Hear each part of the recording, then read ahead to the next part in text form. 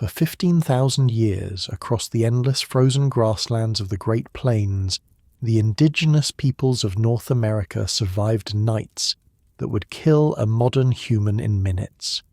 They built shelters from the very element that tried to destroy them. They made fire where no trees grew. They turned their own bodies into furnaces using food that Europeans thought was barely edible. And here's the thing that might keep you up tonight. A thin wall of frozen water protected them better than any stone fortress ever could. This is what survival really looked like when winter came to kill. Quick thing before we dive in. If these stories help you drift off, a like or subscribe means a lot. And drop your city and the time down below. Always wild seeing comments from Tokyo at noon while someone in Texas is listening at midnight. All right, so we're heading back to the Great Plains, somewhere around the early 1800s. But before we go anywhere, get comfortable. I mean it. Fix those pillows, pull up that blanket, because where we're going, you're going to want to be as warm as possible. Trust me on this one. Now. Close your eyes for a second. Actually, you know what? Keep them open if you're driving or something. But imagine this. You wake up. Except you're not in your bed. You're not even in a building.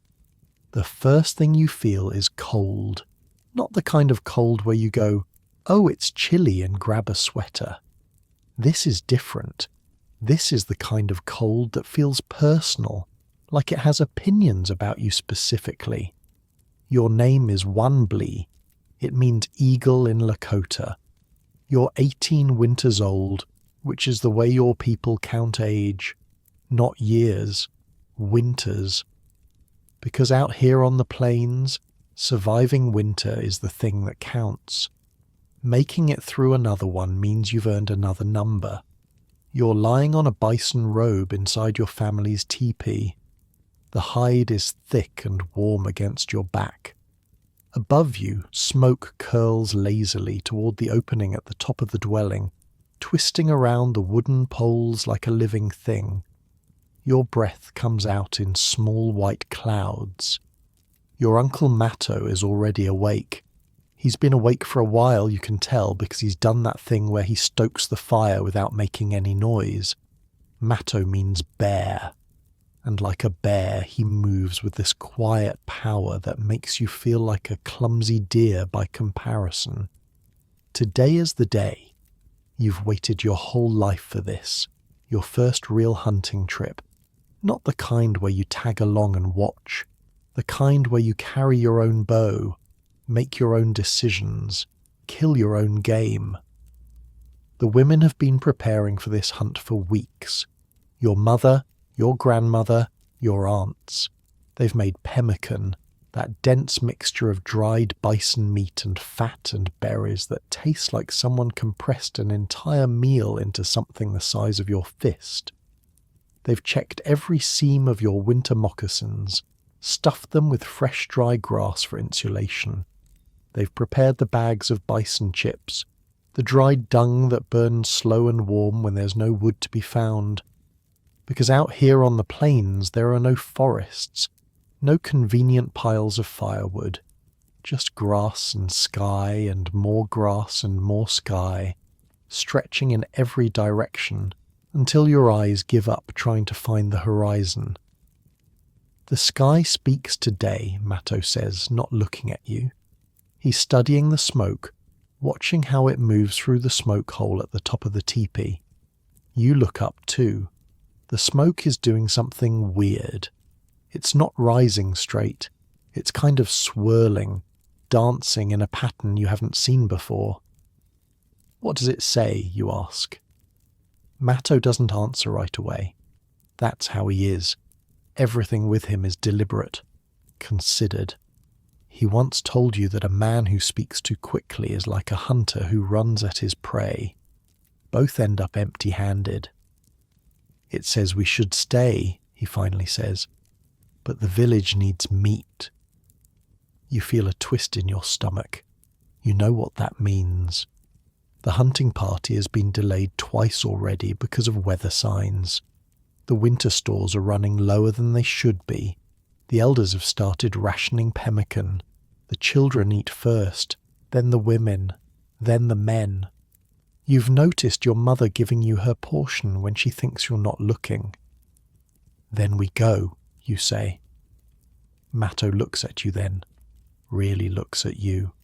His eyes are dark and deep, like pools of still water in summer. You can never tell what he's thinking, but right now you think you see something like pride. We go, he agrees. The hunting party gathers at the edge of the camp circle. There are 8 of you. Matto leads because he's the most experienced. He's survived 43 winters, which seems impossibly old to you. His hair has strands of grey in it now, but his arms are still thick with muscle, and he can draw a bow that you can barely string. The other hunters are a mix of ages, some older, some younger. You're the youngest by far. One of them, a man named Sunka Wakan, which means horse, keeps looking at you with this expression that says he thinks you shouldn't be here. He's 25 winters and thinks that's enough to know everything about everything. You don't say anything. You just grip your bow tighter and try to look like you belong. The sky is that grey colour that makes it impossible to tell where the sun is.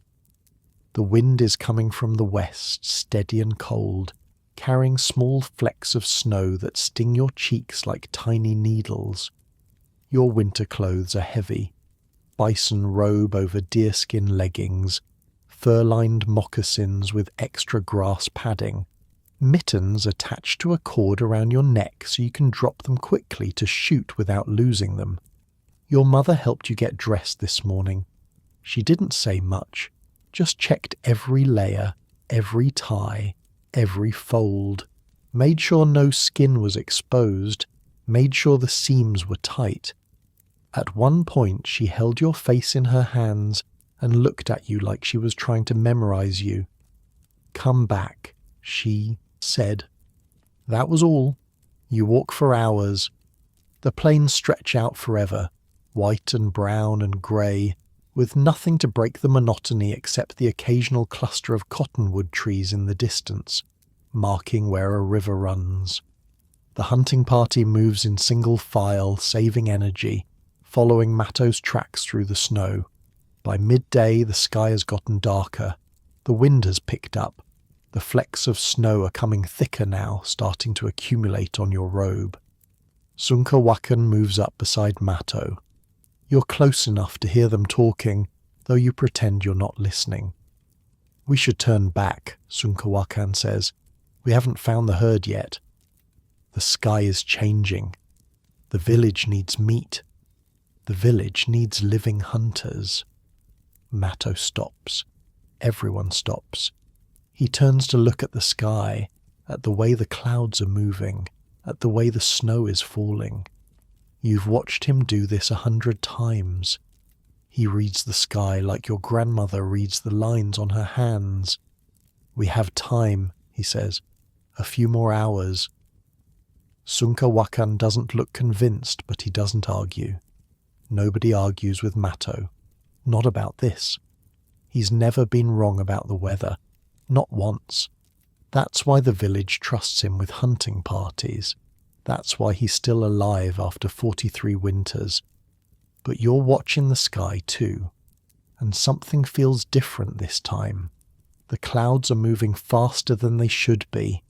The wind has shifted. It's coming from a different direction now, and there's a pressure in your ears like the air itself is getting heavier. You think about saying something, but you're 18. You've never been on a real hunt. Sunka Wakan is already annoyed that you're here. What are you going to say? "Hey, I have a feeling?" That'll go over great, so you don't say anything. 2 hours later, you find the bison. They're in a shallow valley, maybe 30 animals pawing at the snow to get at the grass underneath. The sight of them makes your heart pound. This is it. This is what you've been waiting for. Matto signals for everyone to spread out. You know the drill from watching hunts before. Approach from downwind. Move slowly. No sudden movements. Wait for the signal. You're just getting into position when it happens. The sky opens up.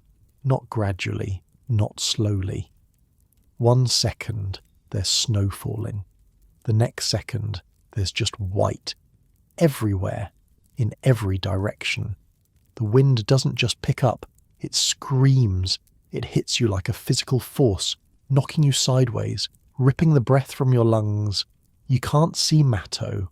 You can't see any of the hunters. You can barely see your own hands in front of your face. This is what your people call a whiteout, and you are alone. The first thing you do is panic. Your heart is hammering so hard it feels like it's trying to escape your chest. Your breath is coming in short gasps, which you know is bad, because sweating means wet clothes, and wet clothes mean death. But you can't help it. The wind is howling so loud you can't hear yourself think. The snow is blowing sideways, getting in your eyes, your nose, your mouth. You're spinning, trying to find something, anything, to orient yourself. Then you remember what Matto taught you. Stop. Just stop. Panic is the enemy. Panic makes you sweat. Panic makes you run in the wrong direction. Panic uses up the energy your body needs to stay warm. Panic kills faster than cold ever could. You force yourself to stand still. Close your eyes. Breathe. Slow. Steady. In through the nose. Out through the mouth. 4 counts in. 7 counts hold. 8 counts out. This is what your grandmother taught you when you were small and afraid of the dark. You're still afraid. But now you're afraid with a plan. First, shelter. Everything else comes after shelter. Matto drilled this into you from the time you could walk. The wind is more dangerous than the cold. Get out of the wind, and you can survive almost anything. You drop to your knees and start digging. Your mittens push the snow aside, piling it in front of you, creating a barrier. The snow is dense here, compacted by the wind. Good. Loose snow doesn't work. Old, packed snow does. You remember the stories. Your grandmother used to tell them on winter nights, when the fire was low and everyone was gathered close for warmth. Stories about hunters caught in storms, men who dug into the snow and survived the night, who emerged in the morning like bears from their dens. Snow is not cold. That sounds crazy, right? Snow is literally frozen water. How is it not cold? But here's the thing.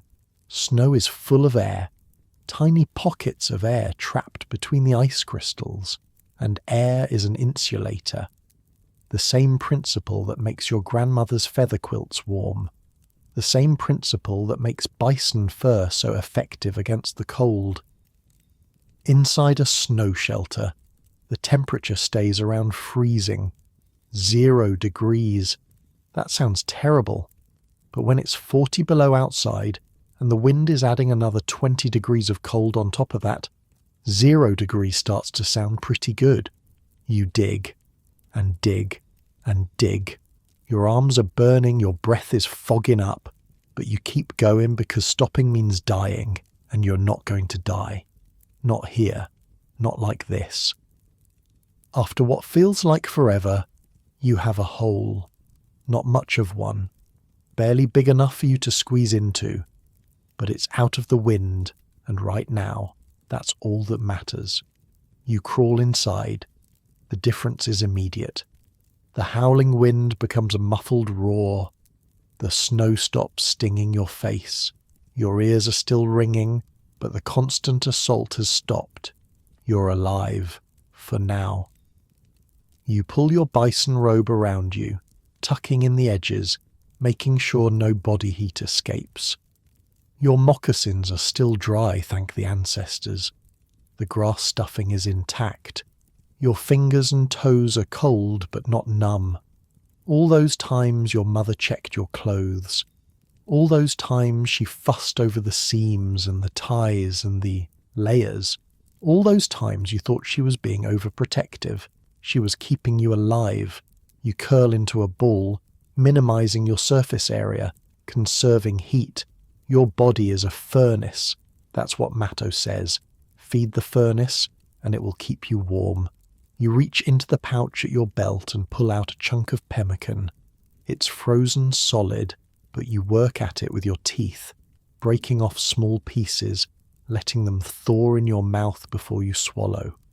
Fat, protein, energy, fuel for the furnace. The storm rages outside. You can hear it, even in here. The wind is a living thing, a predator that wants to get at you, that's scratching at the walls of your shelter, looking for a way in. But you built your walls well, and you're not afraid. Okay, you're a little afraid. Actually, you're terrified. Your hands are shaking, and not just from the cold. This is the first time you've ever been truly alone. The first time you've ever had to survive without someone else to guide you. But fear, like panic, is something you can control. Your grandmother taught you that too. Feel the fear, she said. Acknowledge it. And then put it aside, like a tool you're not using right now. So that's what you do. You're in a snow cave, in the middle of a blizzard, on the Great Plains, in the winter, and somehow, against all odds, you are warm. The snow walls glow with a faint blue light from outside. Your breath is creating a thin layer of ice on the interior, which will seal the walls and make them even more windproof. The temperature is bearable, not comfortable, but bearable. Outside, the storm continues to rage, but in here, in this tiny pocket of warmth you've carved out of the frozen earth, you close your eyes, and you wait for morning. The wind screams outside like something dying. You're curled up in your snow hole and you're realizing something. This shelter you dug in a panic, it's not going to work. Not for a whole night. Not in this storm. See, here's what Matto taught you about snow shelters, and here's what you forgot in your rush to get out of the wind. The entrance is wrong. Right now, you basically dug a horizontal tunnel into a snowbank and crawled inside, which seemed smart at the time. Get out of the wind, get underground, survive. But the cold air is pooling around you like water filling a bathtub. You're lying in the coldest part of the shelter. Every time the wind shifts, a fresh blast of freezing air rushes in and settles right where you are. You need to fix this. Now.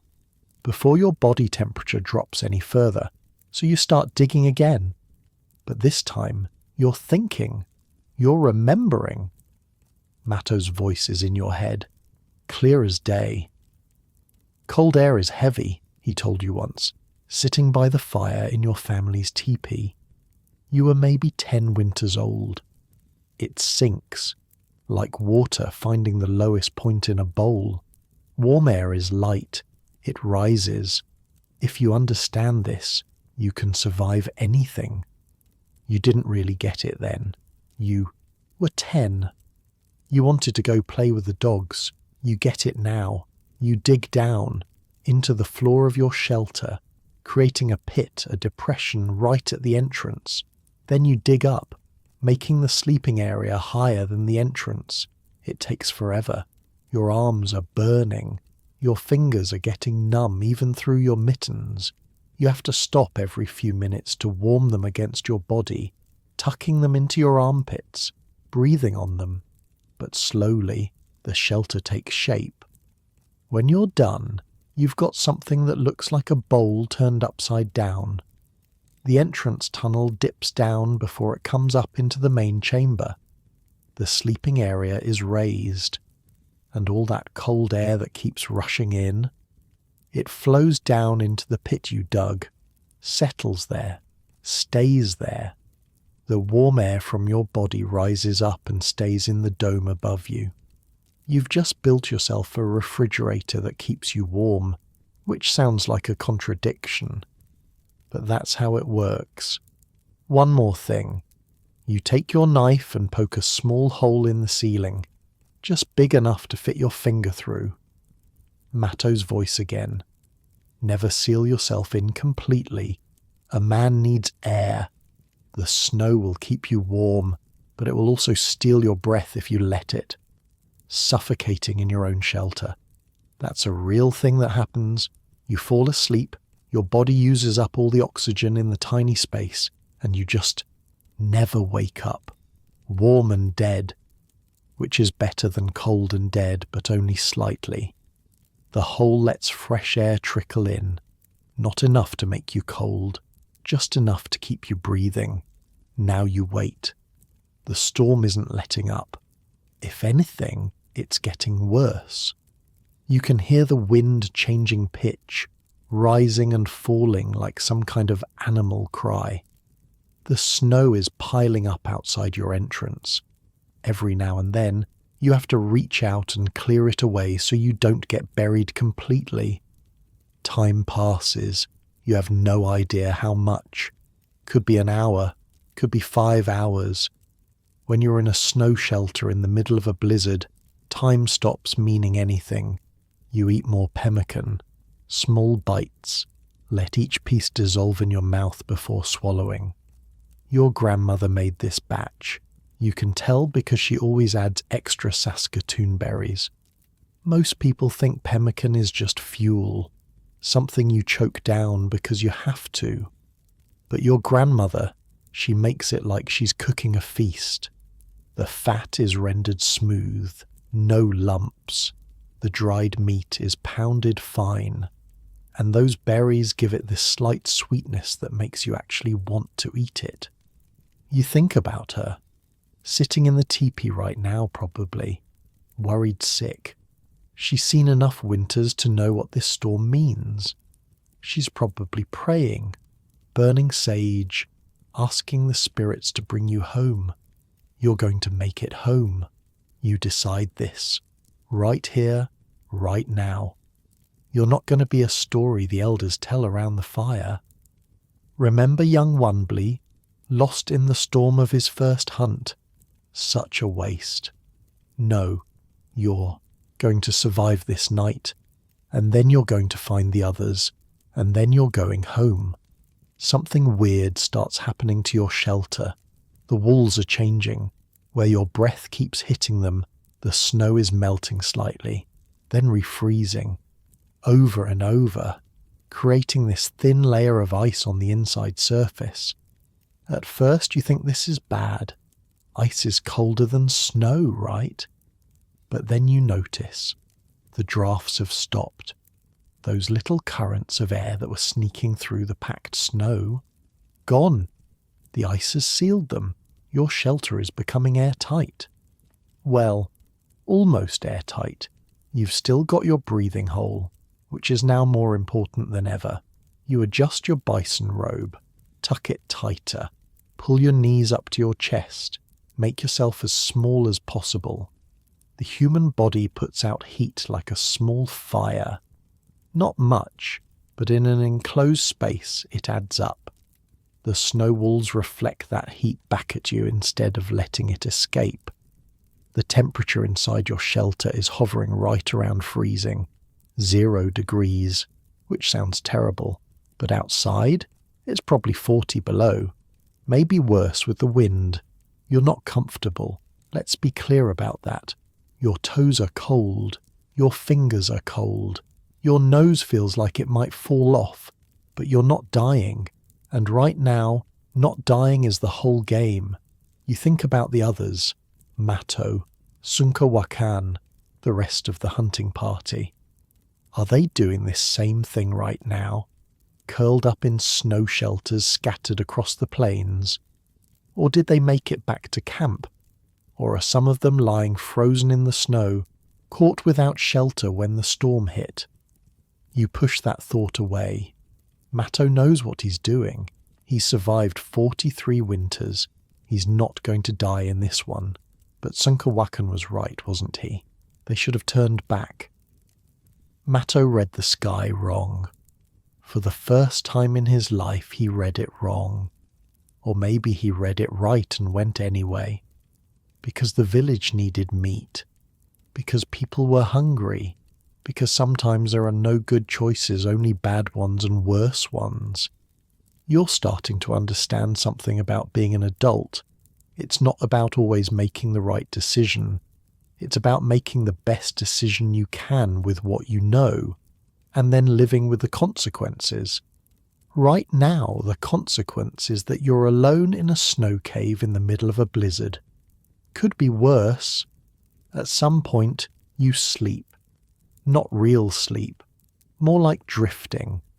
Your body shuts down a little to conserve energy. You dream about warmth, about summer, about lying in the tall grass by the river, watching clouds drift across a blue sky. Then you jerk awake because the wind just made a sound like a woman screaming. It wasn't a woman. It was just wind. But your heart is pounding anyway. You check your breathing hole, still clear.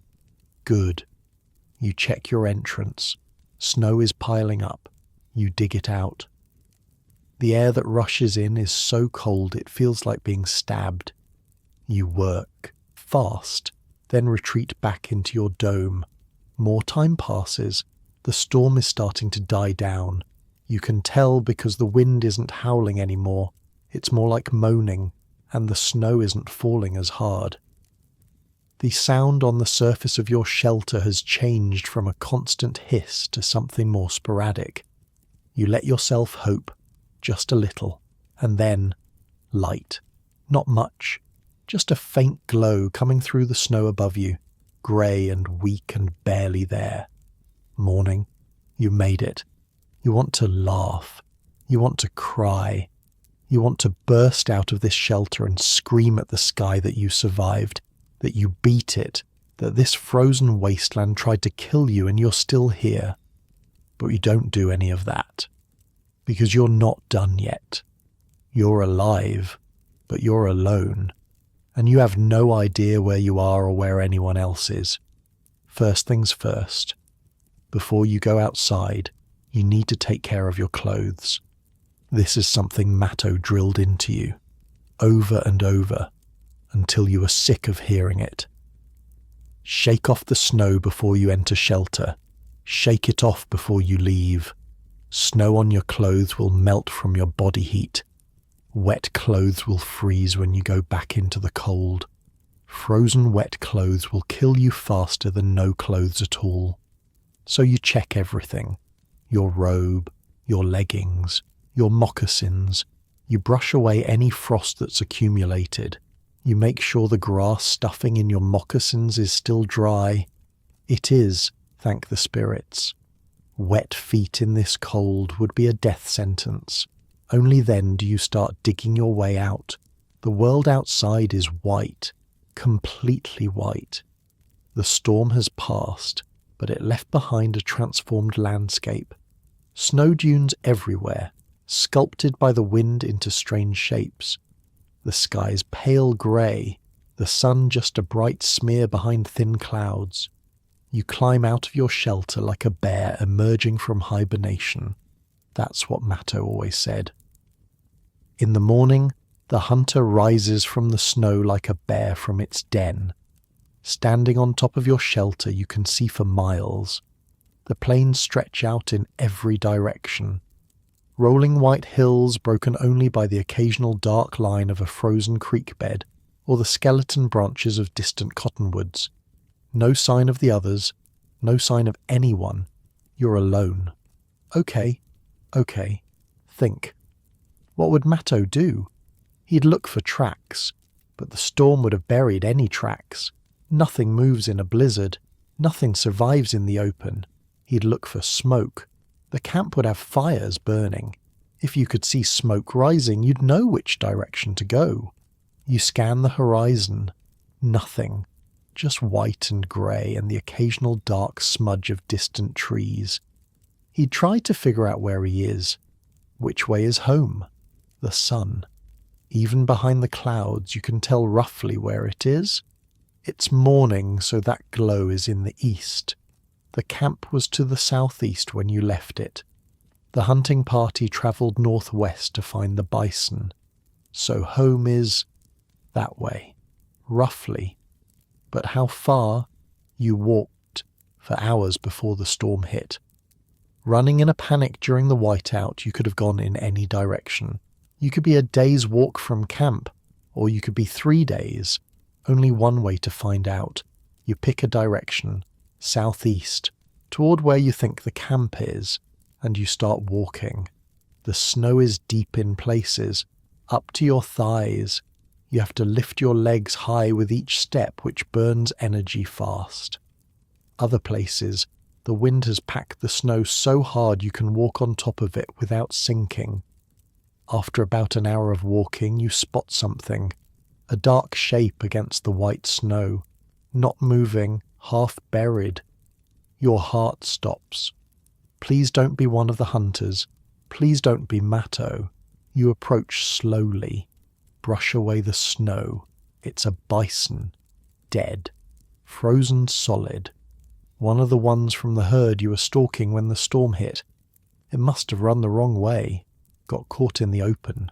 Frozen where it fell. You feel bad for it. But you also feel something else. Opportunity. A dead bison means food. Fat. Warmth. If you can't make it back to camp today, you've just found enough supplies to survive for weeks. You pull out your knife and get to work. Cutting into a frozen bison is not like cutting into a fresh kill. A fresh bison, you can work your knife through the hide, peel it back, get at the meat underneath. Takes skill, but it's doable. Your mother and aunts can break down a whole animal in a couple hours if they're working together. A frozen bison is basically a rock shaped like an animal. Your knife scrapes against the hide and barely leaves a mark. The flesh underneath is solid. You might as well be trying to carve stone with a fishbone. But you don't need the meat right now. You've got pemmican for that. What you need is something else. Bone marrow. Matto taught you about this. In winter, hunters who killed an animal would go for the bones first. Not the meat. The bones. Because inside those bones was something more valuable than gold out here on the frozen plains. Marrow is pure energy. It's fat in its most concentrated form. Eating it is like throwing dry kindling on a dying fire. Your body lights up. Your blood warms. You can feel it spreading through you, pushing back the cold from the inside. Right now, with the sun barely up and a long walk ahead of you, marrow could save your life. You find a leg bone. The hide around it is frozen stiff, but there's a gap where the joint meets the body. You work your knife in there, sawing back and forth, your fingers already going numb. After what feels like forever, the bone comes free. Now you need to crack it open. You look around for a rock. There, half buried in the snow, you dig it out, test its weight. Good enough. 1 strike, 2, 3. The bone splits. Inside, the marrow is pale and waxy. You scoop it out with your fingers and shove it in your mouth. It doesn't taste like much. Kind of greasy, kind of bland. Europeans who tried it usually gagged, but you're not. Eating it for the taste. Within minutes you feel it. This warmth spreading from your stomach outward. Your fingers stop feeling quite so frozen. Your toes uncurl a little. You eat more, as much as you can get out of this bone. Then you crack another one. By the time you're done, you feel almost human again. Not warm exactly, but not dying either. You pack some extra marrow in your pouch, wrapped in a piece of the bison's hide that you managed to cut free. It'll freeze solid again, but that's fine. You can thaw it against your body later if you need to. You're about to start walking again when you hear it. A sound, faint, coming from somewhere to the north. You freeze. Listen. There it is again. A voice. human. Someone calling out. Your heart pounds. Could be another hunter from your party. Could also be an enemy. Pawnee raiders have been spotted this far north before. Getting captured by enemies in winter is a death sentence. They won't waste food keeping you alive. You crouch down behind the bison carcass. Wait. Listen. The voice comes again, clearer this time, calling a name. Your name. Wanbli.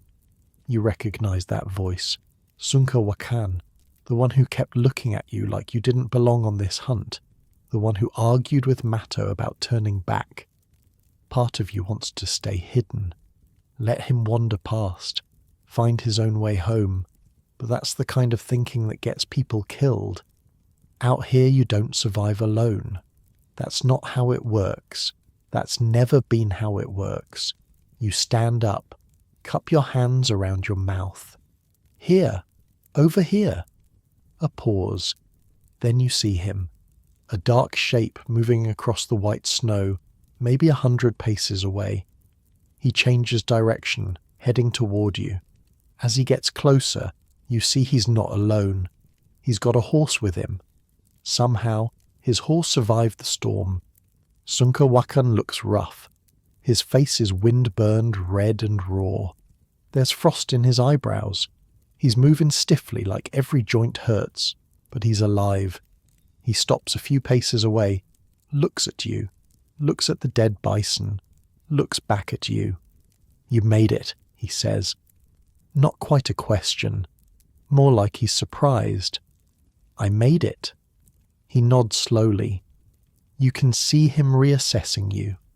This morning you were the kid who shouldn't have been on this hunt.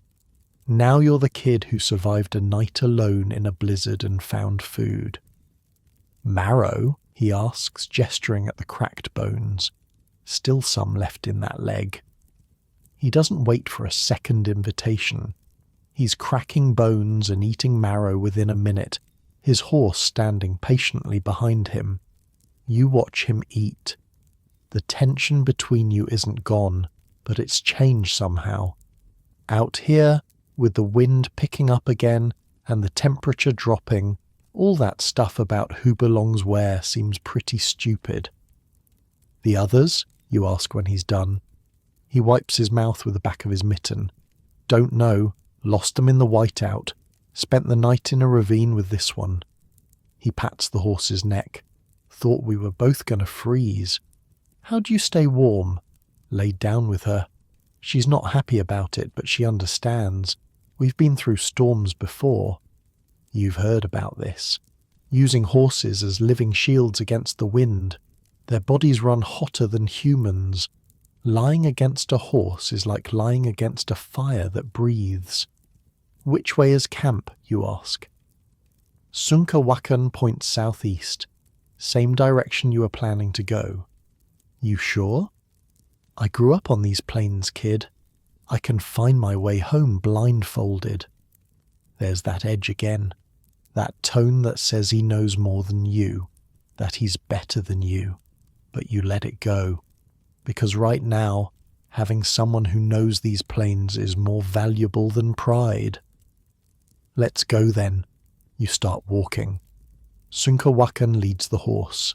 The animal is tired. You can see it in the way she moves, but she keeps going.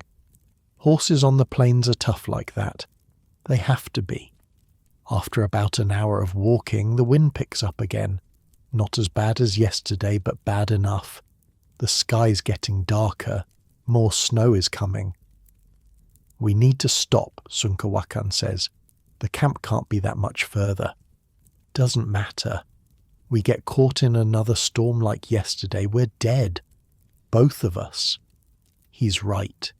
You know he's right. But the thought of spending another night out here makes your stomach clench. Sunka Wakan is already looking around, scanning the landscape, reading it like your grandmother reads stories in the fire. There. He points to a low rise in the distance. That's a creek bed, frozen over. There'll be a cut bank on the north side. You don't know what a cut bank is, but you follow him anyway. The creek bed is exactly where he said it would be. The cut bank turns out to be a steep slope where the water has carved into the earth over years. It creates a natural overhang, a shallow cave in the frozen dirt. Not big enough to stand in, but big enough to shelter 2 people and a horse. Sunkawakan gets to work immediately. He makes the horse lie down in the entrance to the overhang, creating a wall of warm flesh between you and the wind. The animal does it without complaint, like she's done it 100 times before. Then he starts gathering dried grass. There's plenty of it poking up through the snow, brown and dead but dry. He packs it into the bottom of the shelter, creating a barrier between your bodies and the frozen ground. Ground will steal your heat faster than the air, he says. Get some dirt or grass under you. You can survive almost anything. You help him gather more grass, armful after armful, until the floor of your little shelter is thick with it. The horse forms one wall, the cut bank forms the other.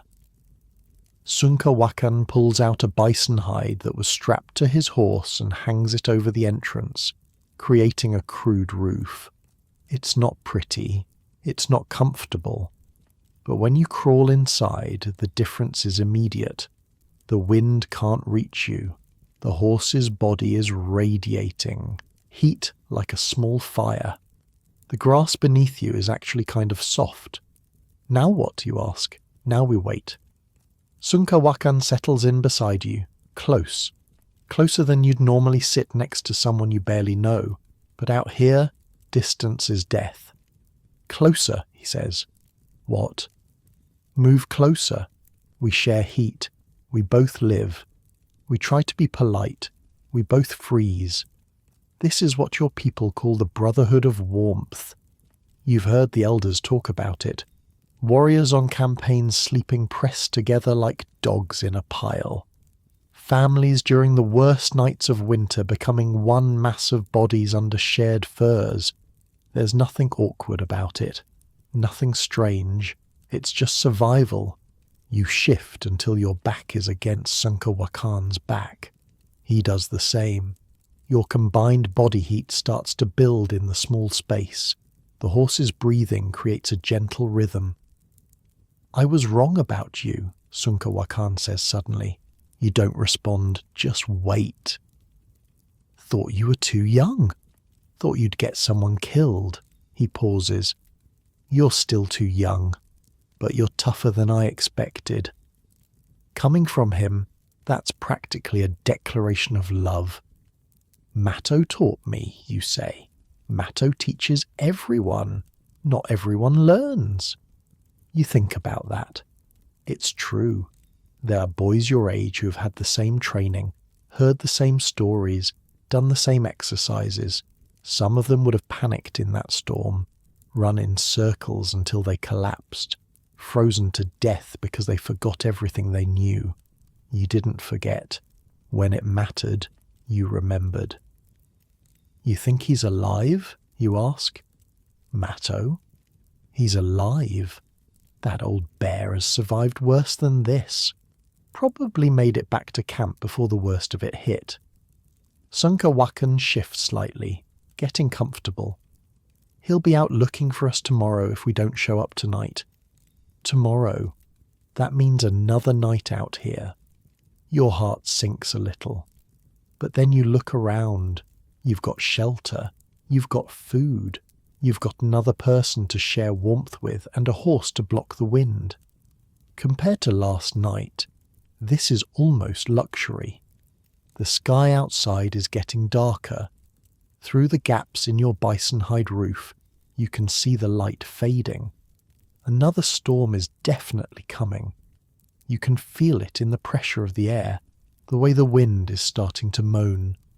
But this time, you're ready. Sunkawakan reaches into his pouch and pulls out some pemmican, breaks it in half, hands you a piece without asking. You eat in silence. The food is dense and heavy in your stomach. Good. That heaviness means your body has fuel. Fuel means heat. Sleep, Sunkawakan says. I'll take first watch. Watch for what? Wolves, mostly. Storm might push them into the creek beds looking for shelter. They smell the horse. They might get bold. You hadn't thought about wolves. One more thing trying to kill you out here. But you're too tired to worry about it now. You close your eyes. The horse's breathing becomes a kind of lullaby. Slow, steady, in and out. The warmth of Sunkawakan's back against yours is solid and real. You dream about summer, about swimming in the river with the other boys, about your mother's cooking, about sitting around the fire listening to your grandmother's stories. Somewhere in the night, Sunkawakan shakes you awake. Your turn to watch, he murmurs, and then he's asleep almost before you can answer. You sit up carefully, not wanting to disturb the warmth you've built. Pull your robe tighter. Peer out into the darkness. Snow is falling again, heavy, but the wind has died down. Through the white curtain, you can't see much of anything. Then, movement. Out there in the dark. Your hand goes to your knife. You squint. Try to see. A shape. No, two shapes. Moving through the snow. Not wolves. Too big. Wrong silhouette. Horses. Your heart starts pounding again. Two horses walking through the storm, and on one of them, barely visible through the snow, a dark figure hunched against the cold. You know that figure. You'd know it anywhere. Matto. He's found you. Matto doesn't say anything at first. He just rides up through the snow, dismounts, and stands there looking at you. His face is impossible to read. Could be angry, could be relieved, could be both. Sunkawakan is awake now, scrambling to his feet. The horse is getting up too, shaking snow off her sides. You stand there in the grey pre-dawn light, waiting. Then Matto does something unexpected. He laughs, not a big laugh. More like this low rumble that starts in his chest and works its way out. Like distant thunder. Grass under you, horse blocking wind, bison hide for a roof. He shakes his head slowly. You paid attention. That's it. That's all he says. But coming from Matto, it's everything. How did you find us? Sunkawakan asks. Followed the creek bed. Only place within a day's walk that would give shelter from a south wind. Matto shrugs like it was obvious. Like reading the landscape is as simple as reading your own hand. Figured if either of you survived, you'd end up here. He's got a second horse with him, one of the pack animals from the hunting party. The others must have made it back. The rest, you ask? All alive, cold, hungry, but alive. Chappa lost 2 toes to frostbite. He'll walk again, but he won't run. Matto's face goes serious for a moment. Something dark passes behind his eyes. Could have been worse. Should have turned back when Sunkawakan said. You've never heard Matto admit he was wrong about anything. The sky speaks to him. The animals tell him their secrets. He reads the weather like your grandmother reads faces, and here he is, saying he made a mistake. Sunkawakan doesn't gloat. He just nods once, accepts it, moves on. How far to camp, you ask? Half a day's ride. Less if the wind stays down. Half a day. That's it. You are closer than you thought. Matto looks at the bison hide roof of your shelter, at the horse, at the grass padding, underneath. You did this? He asks, looking at you. We both did. Whose idea was the grass? You hesitate, credit where it's due. Sunkawakan. Matto nods. Looks at Sunkawakan with something like respect. Good. Frozen ground kills as surely as frozen air. You pack up quickly. The bison hide goes back on Sunkawakan's horse. You'll ride with Matto. Sunkawakan's mount is tired, and doubling up would slow everyone down. The ride home is quiet. The plains stretch out around you, white and grey and endless. This storm left behind a transformed landscape. Familiar landmarks are buried or reshaped. You barely recognize anything. But Matto knows exactly where he's going. He doesn't hesitate, doesn't second guess, just rides. You think about what it takes to know a land this well. Generations, thousands of years of people walking these plains, memorizing every hill, every creek, every place where the wind blows different. All that knowledge passed down from parent to child, elder to youth, never written down, just remembered. Your people carry maps in their minds that would take a library to record. The camp appears around midday. At first, it's just dark shapes against the white snow. Then the shapes resolve into teepees, a whole village of them, arranged in a circle, smoke rising from the openings at the top. You smell it before you really see it. Wood smoke, cooking meat, life. Your throat tightens. You didn't realize how much you missed it until now.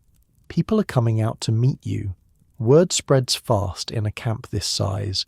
By the time Matto reins up at the edge of the circle, there's a small crowd. Your mother is there. She doesn't run. That's not her way. But she walks fast, and when she reaches you, she grabs your face in both hands and just looks at you. 2 nights, she says. Her voice is steady, but her hands are shaking. 2 nights. I'm okay. 2 nights, she says again, like she can't quite believe you're standing here. Behind her, you can see your grandmother. She's not coming over.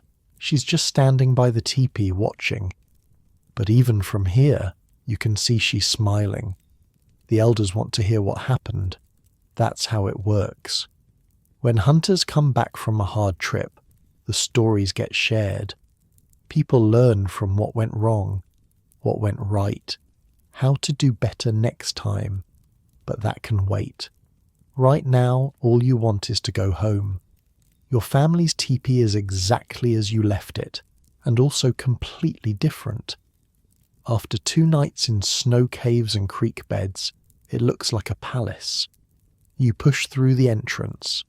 The door is made from heavy bison hide, lined with fur on the inside. It hangs from a wooden frame fitted tight against the opening, not a gap anywhere. When it falls shut behind you, the wind just stops, completely stops. Outside, you could hear it whistling across the plains. In here, nothing. Just the soft crackle of the fire and the gentle sounds of the women working. The difference in temperature hits. You like a wave. It's not hot in here. Not like summer, but compared to outside, it's another world. You stand there for a moment, just feeling it. Your grandmother looks up from her sewing. Close the door properly. You're letting the heat out. Some things never change. You secure the door and move further inside. The teepee isn't big, maybe 15 paces across at the base, but the conical shape makes it feel larger than it is. The poles stretch up and up, meeting at the smoke hole high above. The fire burns in the center, small, controlled. Your people don't build big fires indoors. That's wasteful. The trick is to build a fire just hot enough to warm the space without burning through all your fuel in one night. Hot stones ring the fire pit. They've been heating all day.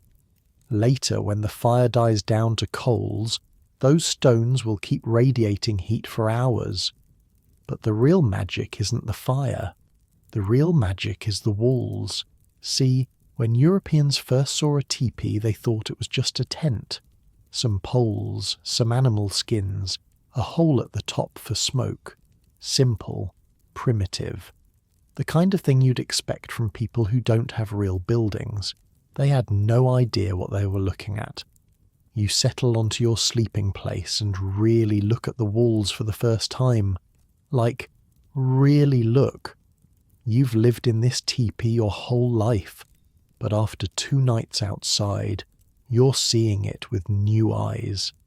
The outer shell is bison hide, multiple hides sewn together, thick, waterproof, windproof. But that's just the first layer. Inside, about an arm's length from the outer wall, there's another layer of leather. This inner wall hangs from the poles at about head height and drops all the way to the ground. Your people call it the dew cloth, because it keeps moisture from forming on the inside of the outer wall and dripping on you while you sleep. But that's not really what it's for. The dew cloth creates a pocket of air between the 2 walls, and that pocket of air is the whole secret. Cold air comes in under the outer wall. You can feel it if you stick your hand down near the bottom edge. Freezing. But that cold air doesn't come into the living space. Instead, it rises up in the gap between the walls, gets pushed up toward the smoke hole by the warm air from the fire, and exits out the top.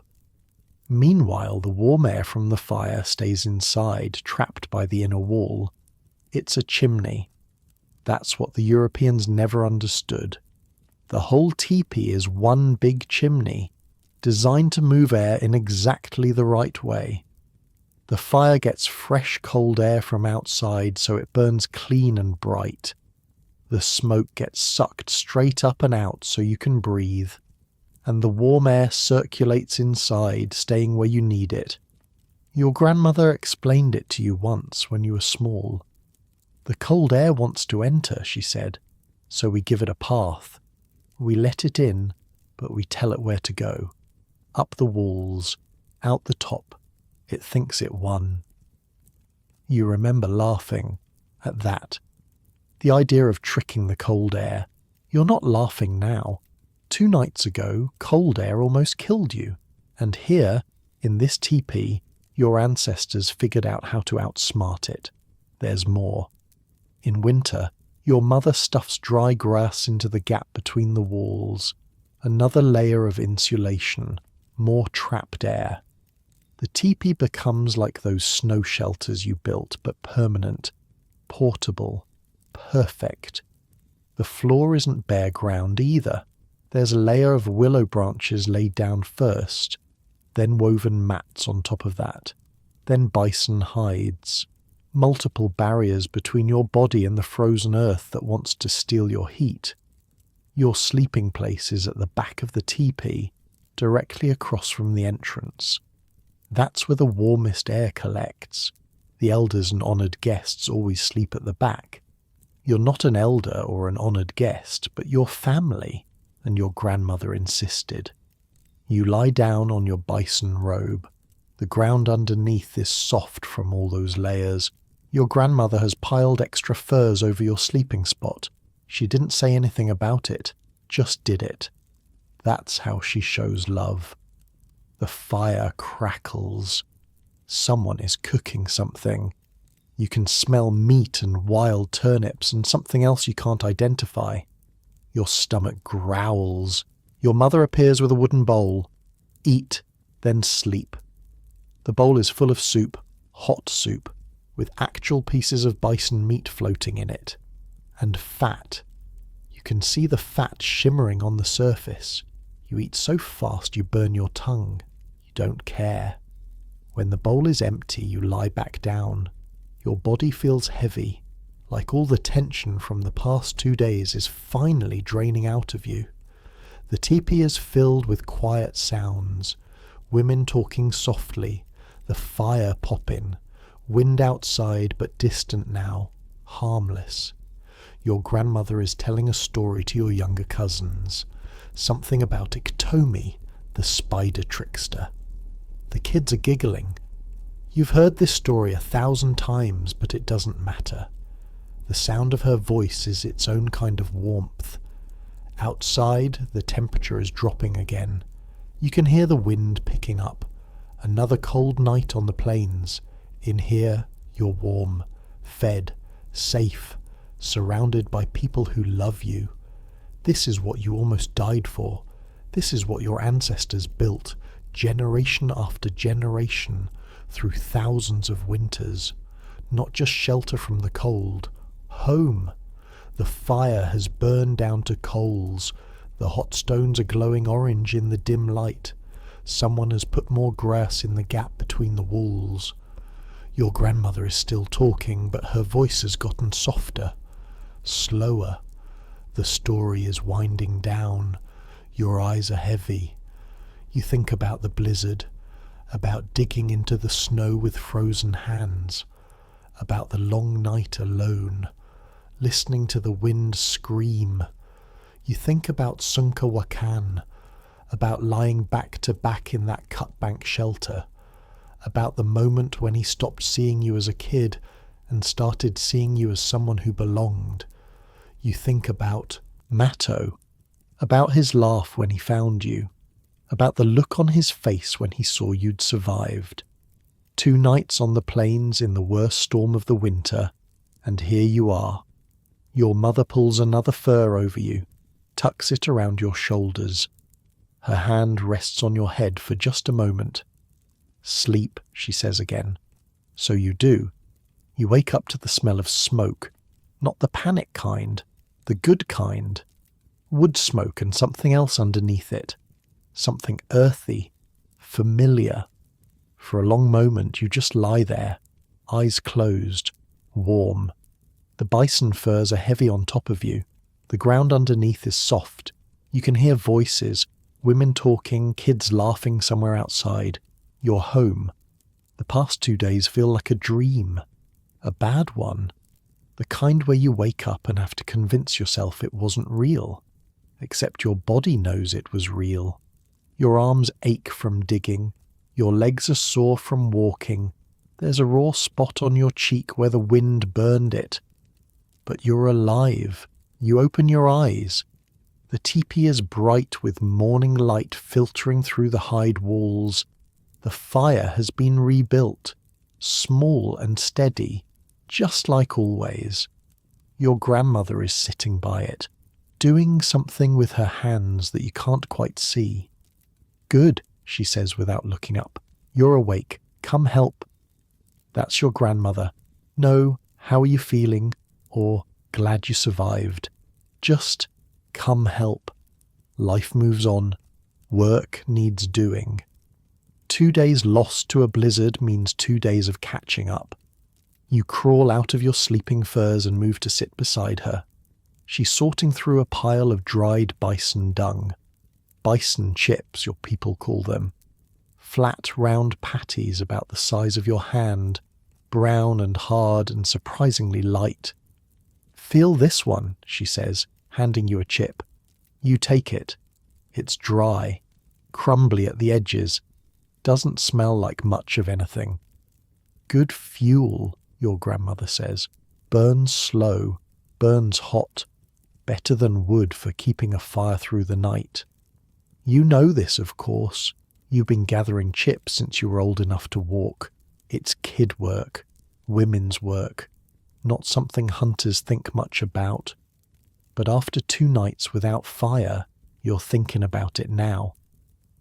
We're low, your grandmother continues. Storm kept everyone inside. Now we need more. She looks at you. That look that says she expects you to do something. I'll go, you say. Take your cousin and the big basket. Outside the world is white and still. The storm has passed completely. The sky is that pale winter blue that hurts your eyes if you look at it too long. The snow crunches under your feet, frozen solid overnight. Your cousin's Iskala is already waiting. She's 12 winters old, small for her age, but tough. Her name means bird. She's got quick hands and sharp eyes, perfect for spotting chips under the snow. Grandmother says you almost died, she says as you start walking. Grandmother exaggerates. She says you built a shelter out of snow and survived 2 nights, alone. 1 night was alone. 1 night was with Sunka Wakan. Zitkala considers this. Sunka Wakan is mean. He's not so bad. He told my brother he was too small to hunt. Your brother is 7. Still mean. You can't argue with that. The chip grounds are about a half-hour's walk from camp. In summer, this is where the bison graze. Thousands of them, covering the plains like a moving brown sea. They eat grass, they make chips. Simple as that. In winter, the bison have moved south, following the grass. But the chips remain, scattered across the frozen ground like nature's coal. The trick is finding dry ones. Fresh chips are useless. Wet chips just smoke and smoulder without giving off heat. You need old chips, ones that have dried in the sun for months. They're lighter, harder, and they burn clean. There, Zitkala says, pointing. She's spotted a patch where the wind has scoured the snow away, exposing bare ground. Chips everywhere. Some half buried, some sitting right on top. You get to work. It's not glamorous. You're basically picking up dried animal droppings and putting them in a basket. If you told a European what you were doing, they'd probably make that face.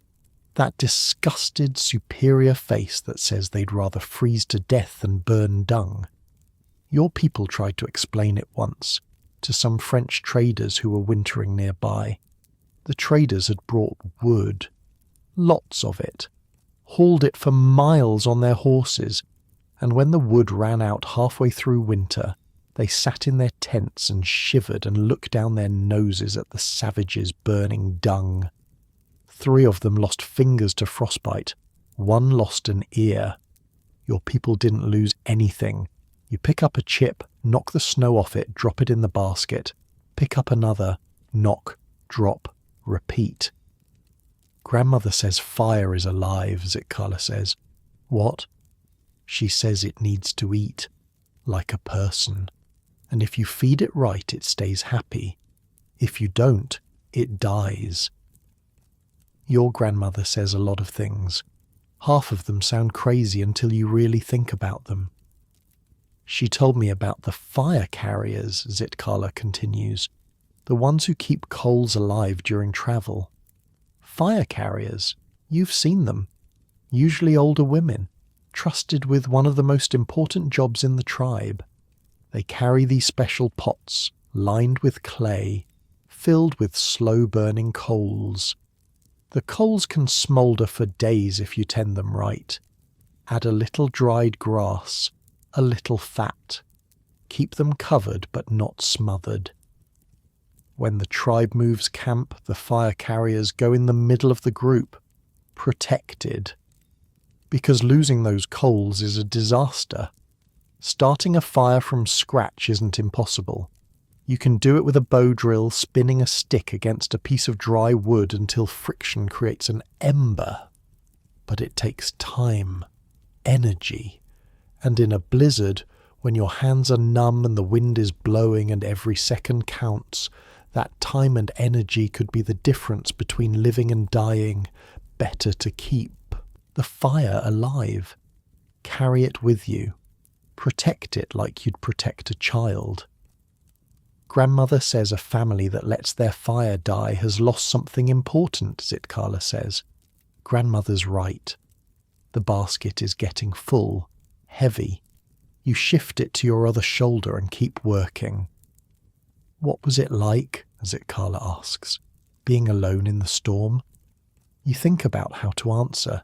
She's 12. She doesn't need nightmares. Cold, you finally say. That's it. Just cold? Really cold. She makes a face. Clearly not the dramatic story she was hoping for. The worst part, you say, wasn't the cold. It was the quiet. Zitkala looks at you, waiting. In the storm, everything is noise, wind screaming, snow hissing. You can't think. You can barely breathe. But then you get in your shelter, and all that noise just stops, and it's quiet. So quiet you can hear your own heartbeat, and you're lying there, alone, and you realize that if something goes wrong, there's no one coming. No one even knows where you are. Zitkala has stopped gathering.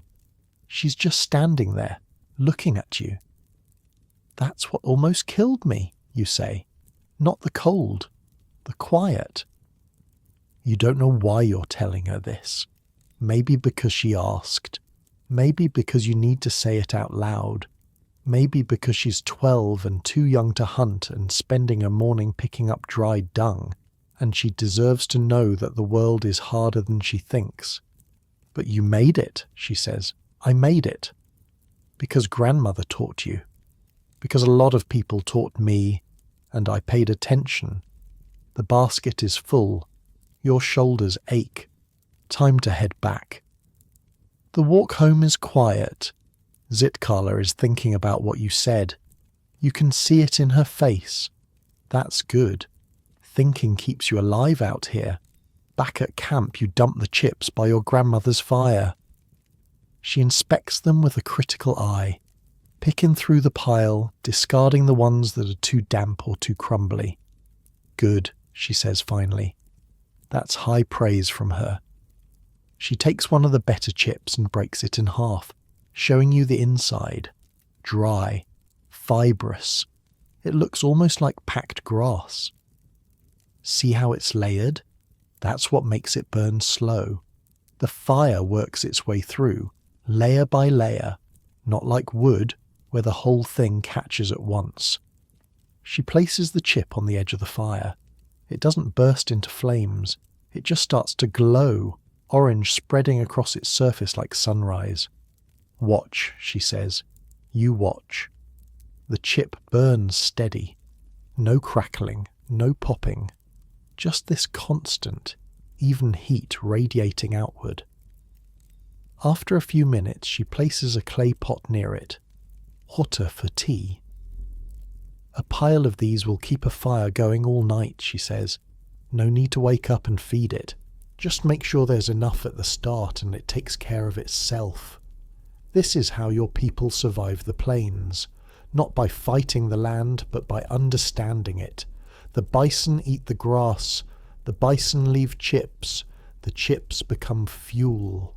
The fuel becomes fire, the fire becomes life, everything connected, everything useful, nothing wasted. Your grandmother reaches into the fire with bare hands, not into the flames themselves, but close. She pulls out one of the stones that ring the fire pit. Feel, she says. She places the stone in your palm. It's hot but not burning. A deep, steady warmth that spreads through your hand and up your arm. Stones hold heat, she says. Fire dies, stones keep warming. On cold nights, we wrap them in hide and put them in the beds, like holding a piece of the sun. You've slept with hot stones before. Everyone has. But you never thought about why.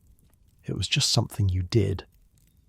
Fire is the centre, grandmother says. She's not looking at you anymore. She's looking at the flames. Everything comes from fire, heat, light, cooked food, safety. The animals fear it. The cold fears it. As long as the fire lives, we live. She's quiet for a moment. Then she reaches into a small pouch at her belt and pulls out a pinch of tobacco. She tosses it into the flames.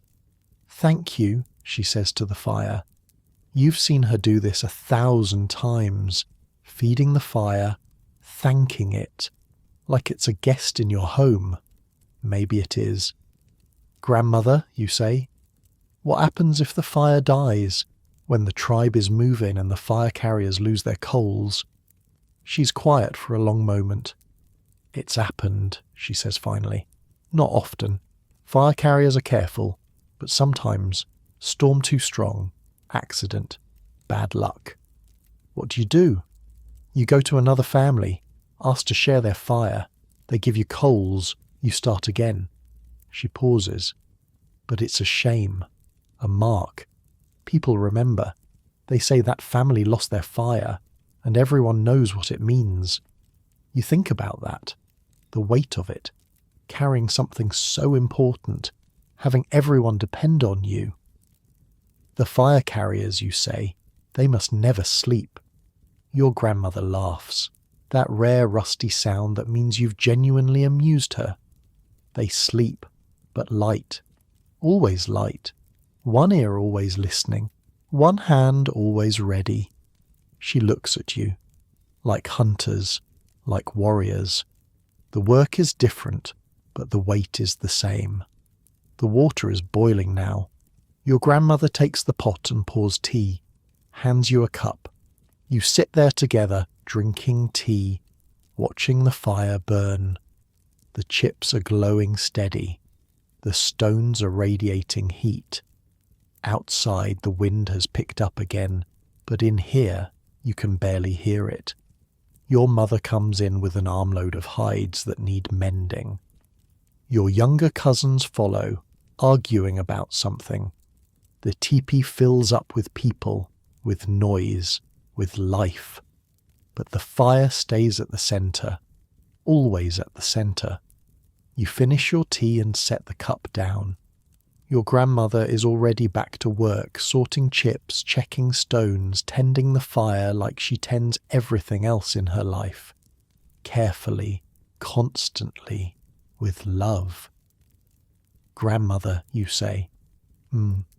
Thank you. She doesn't look up, doesn't stop working. But you see the corner of her mouth twitch, just a little. Go help your mother, she says. Those hides won't mend themselves. So you go. The hides your mother is working on are stiff as boards. You've seen her do this before, of course. She's always working on something. Hides, clothing, food, something. But you've never really watched, never really paid attention to what her hands are doing.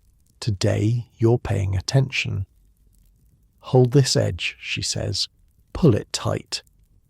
You grab the hide and stretch it while she scrapes. The tool in her hand is made from bison bone, sharpened to a smooth edge. She drags it across the inside of the hide, removing the last bits of flesh and membrane. Slow, careful strokes. Nothing rushed. Why does it have to be so clean, you ask?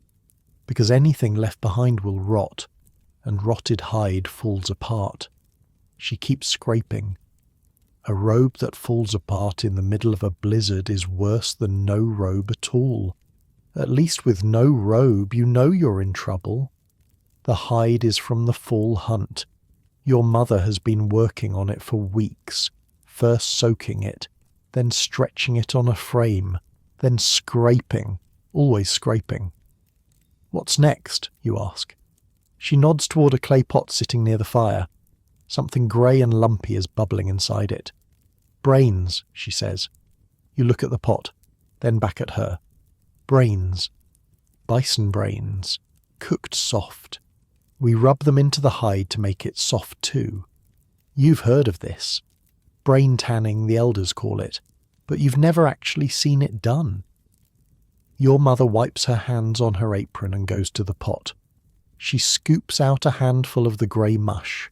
It's warm, slippery, and honestly kind of disgusting. The brains have fat in them, she explains. Special fat. It gets into the hide between all the tiny fibres, keeps them from sticking together. She starts rubbing the brain mixture into the hide. Without this, the leather would dry stiff, crack in the cold, useless. She works the mush into every part of the hide. Her fingers dig deep, massaging it into the leather. It's hard work. Her arms are shaking by the time she's done. Now we wait, she says. Let it soak in. Tomorrow we stretch it again, then smoke it over the fire to seal everything in. How long until it's ready? 3 days, maybe 4. She wipes her hands again, looks at the hide with a critical eye. Your grandmother can do it faster, but I'm not your grandmother. This is what keeps you alive. Not just the hunting, not just the killing, everything that happens after. The skinning, the scraping, the tanning, the sewing. Hours and hours of work that turns a dead animal into warmth you can wear. The men get the glory. The women do the work that actually matters. Across the teepee, your aunt is making pemmican. You've eaten pemmican your whole life, chewed on it during long walks, stuffed it in your mouth when you were hungry and there was nothing else. It tastes like meat and fat and sometimes berries. Dense, heavy. Fills you up in a way that regular food doesn't. But you've never really watched it being made either. Your aunt has a pile of dried meat in front of her. Thin strips that were hung on racks last summer, left to dry in the sun until they were hard as wood. She takes a strip and places it on a flat stone. Then she starts pounding. The sound is rhythmic. Thump, thump, thump. She uses a smaller stone as a hammer, crushing the dried meat into smaller and smaller pieces. After a few minutes, it's not strips anymore.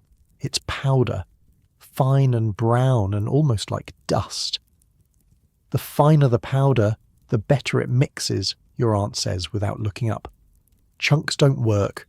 The fat won't bind with chunks. She sweeps the powder into a wooden bowl and starts on another strip. Thump, thump, thump. The sound is almost hypnotic. Next to her, another bowl holds rendered fat. Bison fat, heated until it melted and then strained clean of any bits. It's cooled now, white and solid, like a chunk of snow that doesn't melt. When she has enough meat powder, your aunt starts adding fat, scooping it in, mixing with her hands. The fat softens from the warmth of her fingers, blends with the meat. The mixture starts to change, becoming thick and dark and sticky. How much fat, you ask? Half and half meat, half fat. Any less and it won't keep. Any more and it's too greasy to eat. She keeps mixing. Her hands are coated in the stuff now. She doesn't seem to mind. Some people add berries, she says. Saskatoons, cranberries. Makes it taste better. But the plain kind lasts longer. She glances at the pot of berries sitting near her. Your grandmother always wants berries. Says plain pemmican is for warriors who don't care about living well. You smile at that. Sounds like your grandmother. When the mixture is smooth and even, your aunt starts shaping it, pressing it into flat cakes about the size of her palm. Each cake gets wrapped in a piece of dried hide and tied with sinew. One of these, she says, holding up a finished cake, is enough food for a whole day, maybe two if you're not working hard. She sets it aside and starts on another. A bag of these will keep a man alive for a month in the snow. One cake, 1 day of life. All that work, all those hours of drying meat and rendering fat and pounding and mixing, and it comes down to something small enough to fit in your hand. Your mother is watching you watch the pemmican being made. She has that look on her face, the one that says she's about to teach you something whether you want to learn or not. You know why you survived those 2 nights, she asks. You think about it. The snow shelter, the fire, the bone marrow. The shelter, you say, and the marrow. Those helped, but they're not the reason. She comes to sit beside you. You survived because of what you ate before you left. You don't understand. Remember breakfast that morning? I made you eat extra. You complained, said you weren't hungry. You do remember, vaguely. She'd pushed food at you until you felt like you might burst. I gave you extra fat, extra pemmican, filled your body with fuel before you went out into the cold. She pokes your stomach gently. In here, that's where warmth really comes from. Not from fires, not from clothing, from the food you eat. But I had fire, I had my robe. And if you didn't have those things, you'd still have survived. Because your body had fuel. It kept making heat even when everything else failed. She looks at you seriously. A hungry man freezes faster than a full one. every time. Doesn't matter how good his clothing is, doesn't matter how perfect his shelter. If the fire inside is dying, nothing else can save him. This is what the elders mean when they talk about the body being a furnace. You always thought it was a metaphor, something poetic. It's not. It's literal. Your body burns food the same way a fire burns wood, and just like a fire, it needs fuel to keep going. Before you sleep on a cold night, your mother continues, you eat something fatty, something heavy. It sits in your stomach and your body works to break it down. That work makes heat, keeps you warm through the night. You think about your first night in the snow shelter, the pemmican you ate before you closed your eyes. You thought you were just hungry, but maybe your body knew what it needed. What about water, you ask? Your mother nods approvingly. Good question. Never eat snow, she says. Even if you're thirsty, snow is frozen. Your body has to warm it up before it can use it. That uses heat, steals it right out of your belly. So what do? She reaches into her belt and pulls out a small leather flask, hands it to you. Keep it close to your skin, she says. Here, against your chest, or in your armpit. The warmth of your body melts the snow slowly, turns it into water you can drink without losing heat. You hold the flask. It's soft, well worn. The leather is dark from years of use. Your father gave me that, your mother says quietly, when we were first married. Told me to always keep it full. Said a woman who carries water carries life. You don't remember your father. He died in a raid when you were 3 winters old. Your mother doesn't talk about him much. When she does, her voice gets that quality, soft and far away. You hand the flask back carefully. She tucks it against her chest under her robe. Your grandmother has appeared at some point. She's examining the finished pemmican cakes, nodding with approval. Not bad, she says to your aunt. Better than last year. Your aunt glows at the praise. From grandmother, that's practically a medal. The winter stores are almost full, grandmother says. Another week of work and we'll be ready for anything. Ready for anything. That's what your people do. Summer is for gathering. Fall is for hunting. Winter is for surviving on what you've saved. You look around the teepee. Bundles of dried meat hanging from the poles. Stacks of pemmican cakes wrapped and stored. Piles of bison chips for fuel. Robes and furs and clothing. All carefully prepared. All waiting. Your grandmother sees you looking. She smiles. That rare, crinkled smile that makes her look almost young. Every bite of food, she says. Every piece of hide. Every bundle of grass stuffed in a moccasin. It all adds up. Little pieces that fit together. Miss one piece, and the whole thing falls apart. She picks up a moccasin from a pile near the fire. Winter moccasins, taller than the summer ones, lined with soft rabbit fur. See this? She points to the extra space around the toes. For grass. You stuff it in before you leave the teepee. It traps air against your feet, keeps the heat in.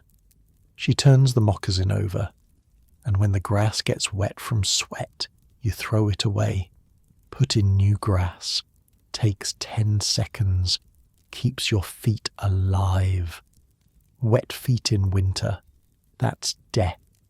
Frostbite starts in the toes, spreads from there. Chapa lost 2 toes because his feet got wet and he couldn't dry them in time. The Europeans don't understand grass, your grandmother says. They think it's nothing, something to walk on. But grass is everywhere out here. It's insulation. It's fuel. It's bedding. It's the difference between living and dying. She puts the moccasin back. Picks up a pair of mittens instead. They're attached to a long cord that loops around the neck. Why the cord, you ask? because dropping a mitten in a blizzard means losing fingers. She mimes shaking her hand out of the mitten, letting it dangle by the cord. You need your hands free to shoot an arrow, pull a knife, do something quick, but you also need to get them covered again fast. The cord lets you do both. Every detail, every little thing, thought through over thousands of years, tested by people who died when they got it wrong and survived when they got it right. Natural selection, but for technology.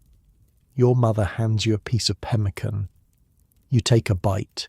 It's fresh, still soft from the mixing. The fat coats your tongue. The meat is rich and earthy.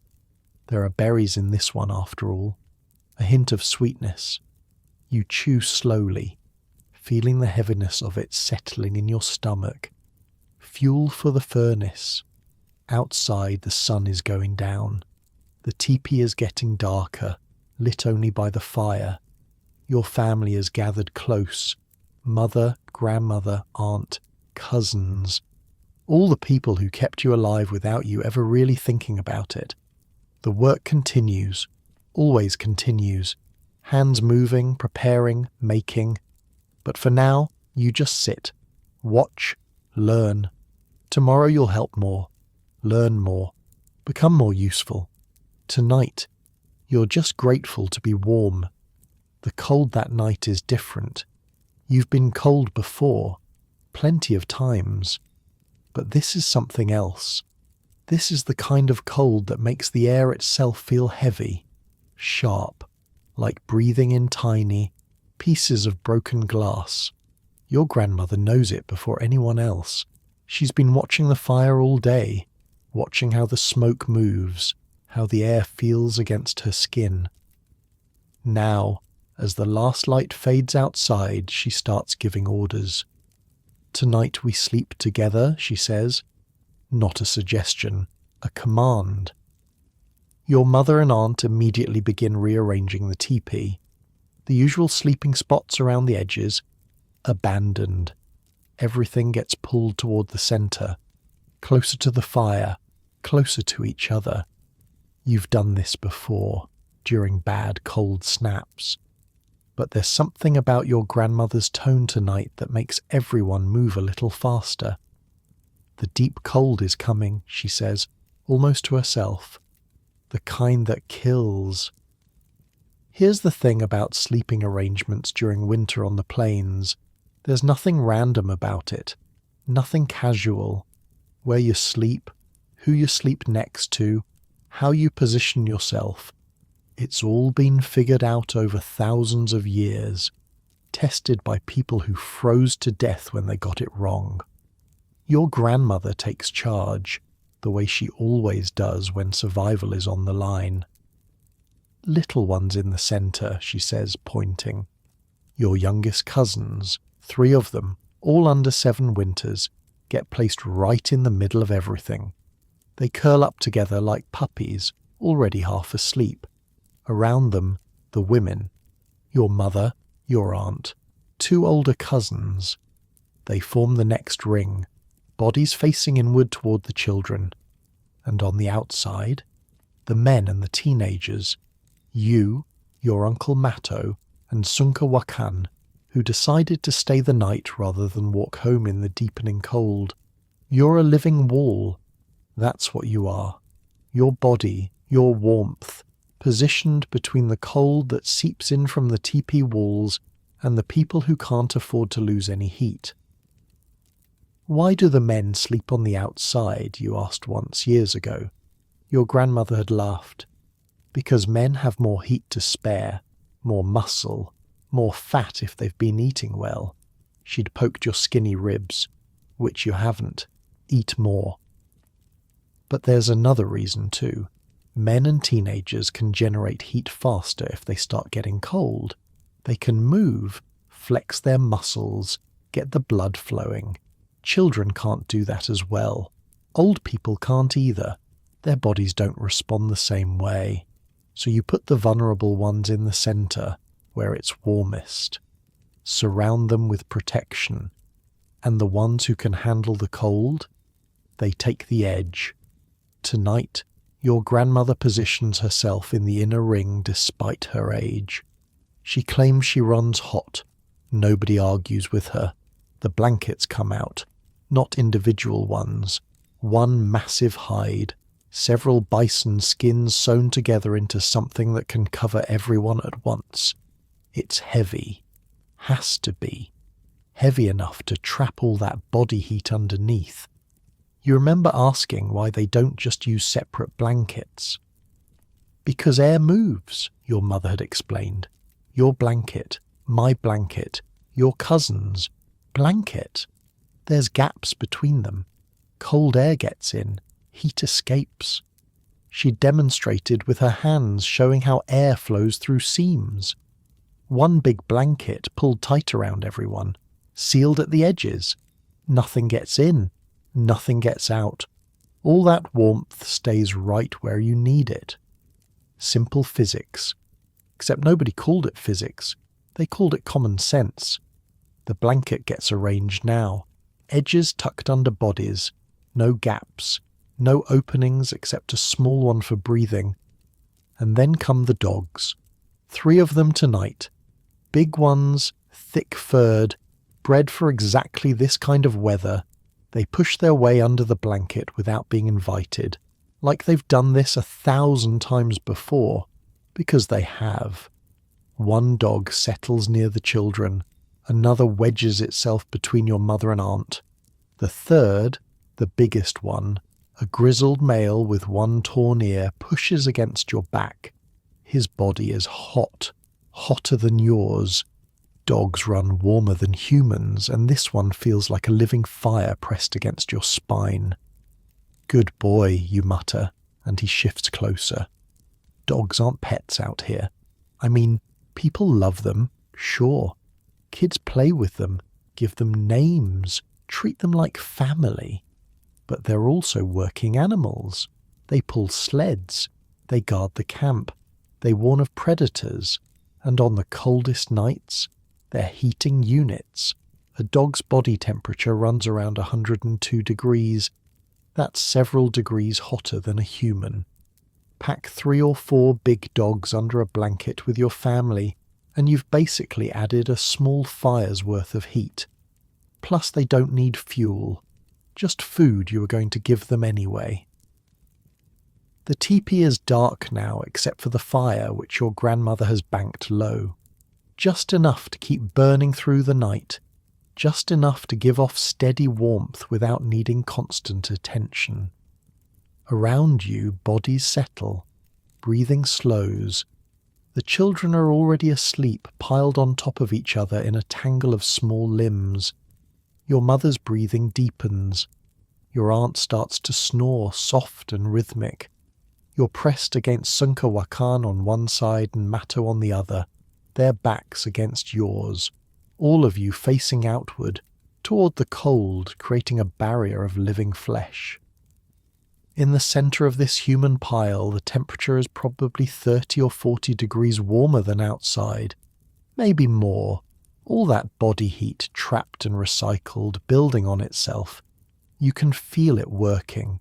Your back, pressed against your companion's, is warm. Your front, facing the wall of the teepee, is cooler, but not cold, just less warm. This is how you survive the killing cold, not alone, together. You awake? Mato's voice is low, barely a whisper. Yeah. Good.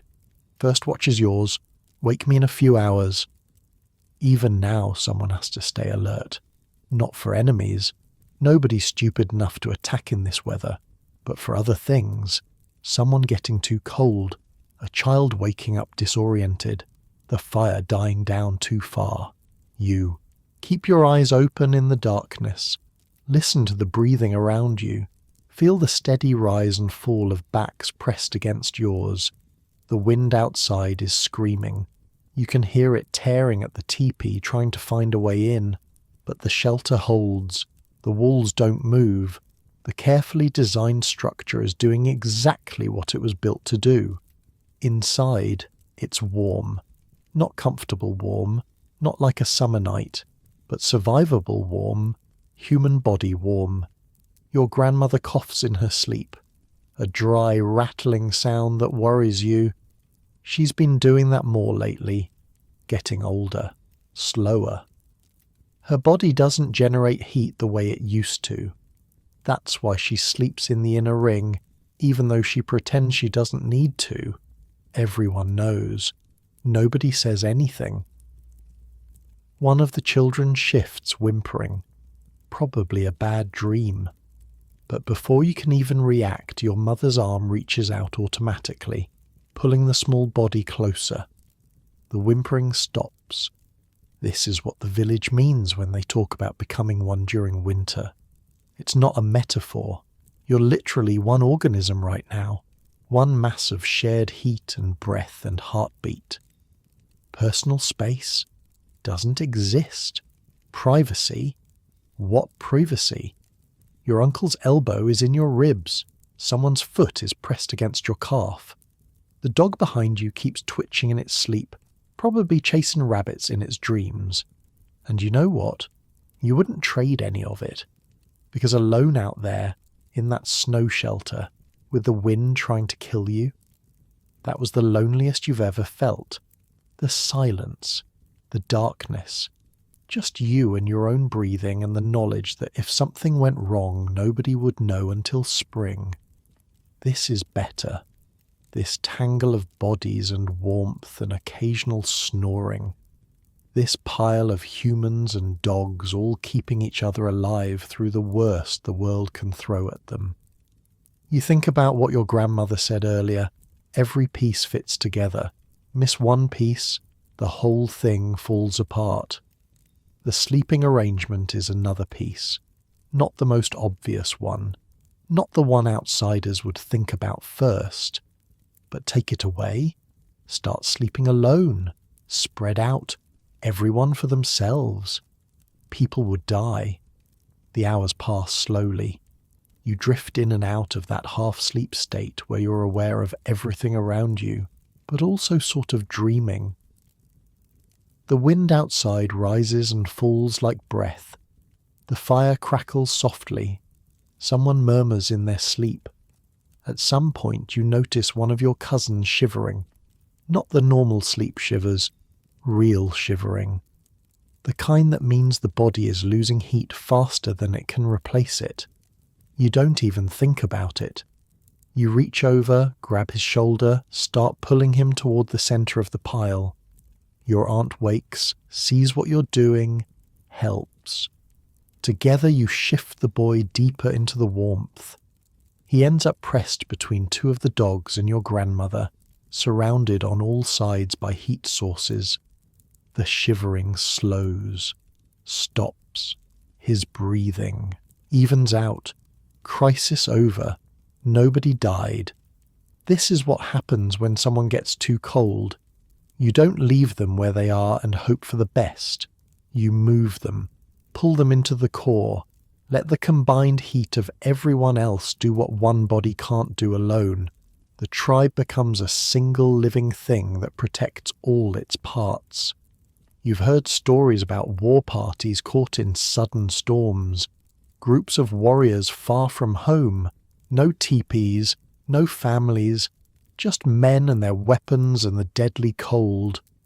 They do the same thing, sleep in pairs or threes, backs pressed together, sharing cloaks.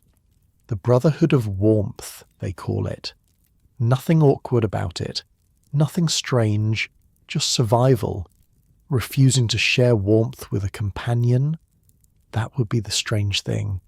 That would be madness. Matto's voice comes out of the darkness. Your watch is over. Sleep now. You don't argue.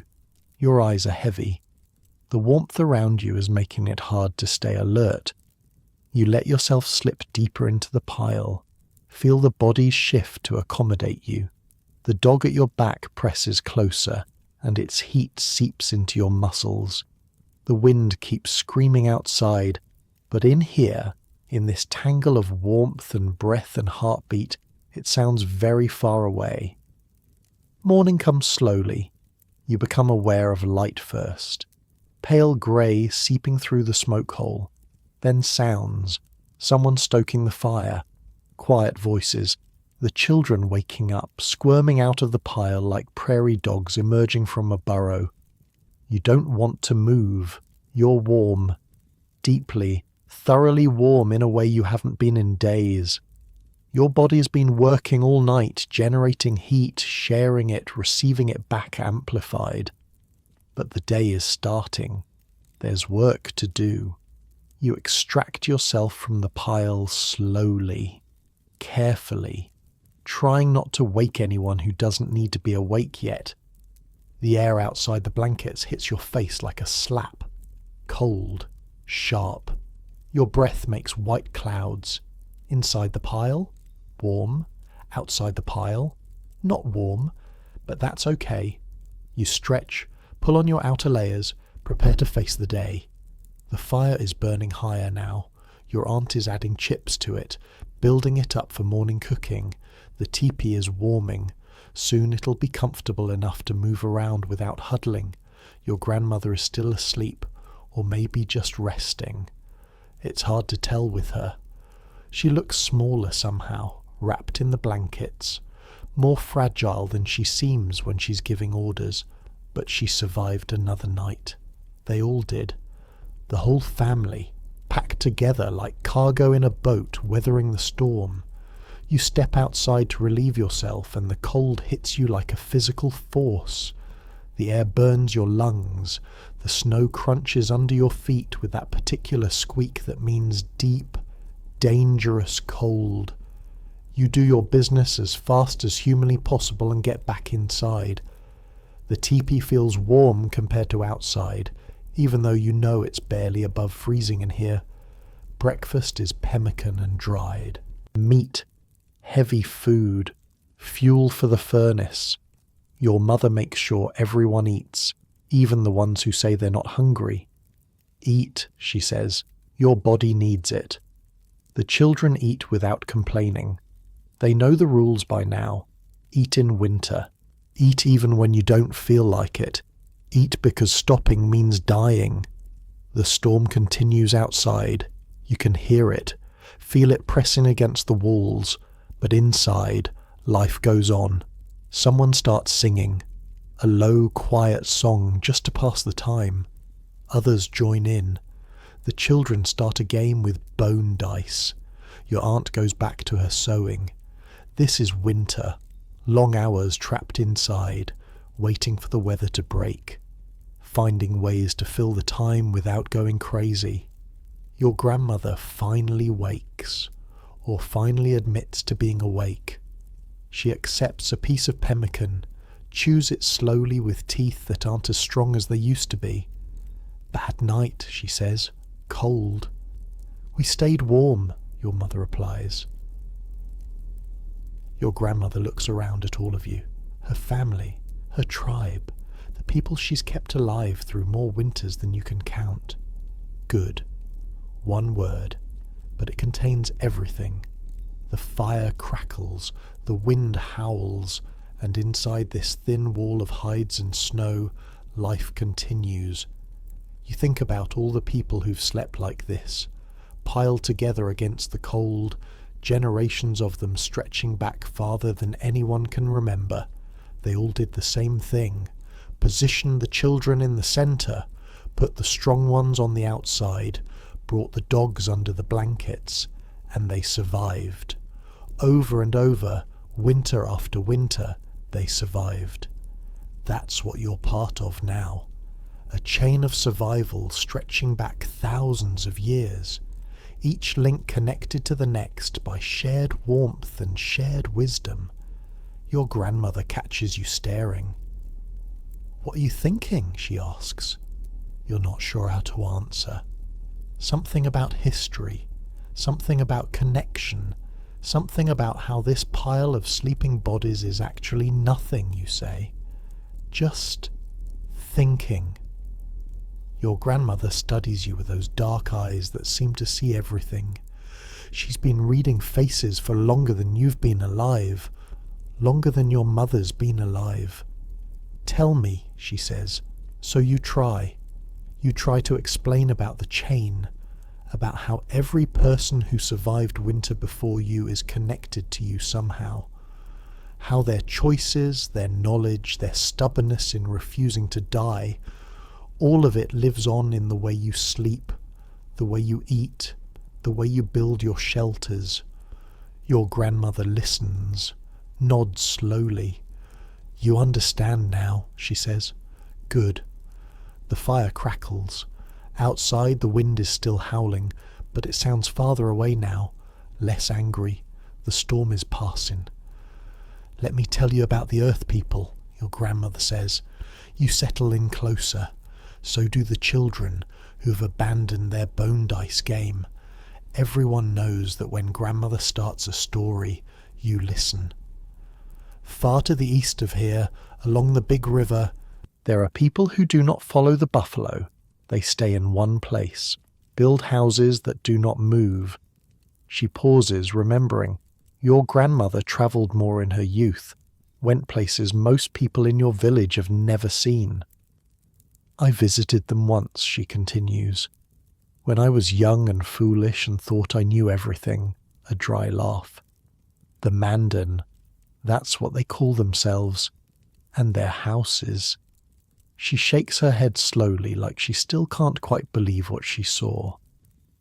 They dig into the earth itself, build a dome of logs and cover it with soil, a layer of dirt as thick as my arm is long, sometimes thicker, and they live inside like rabbits in a burrow. You try to picture it, a house made of dirt.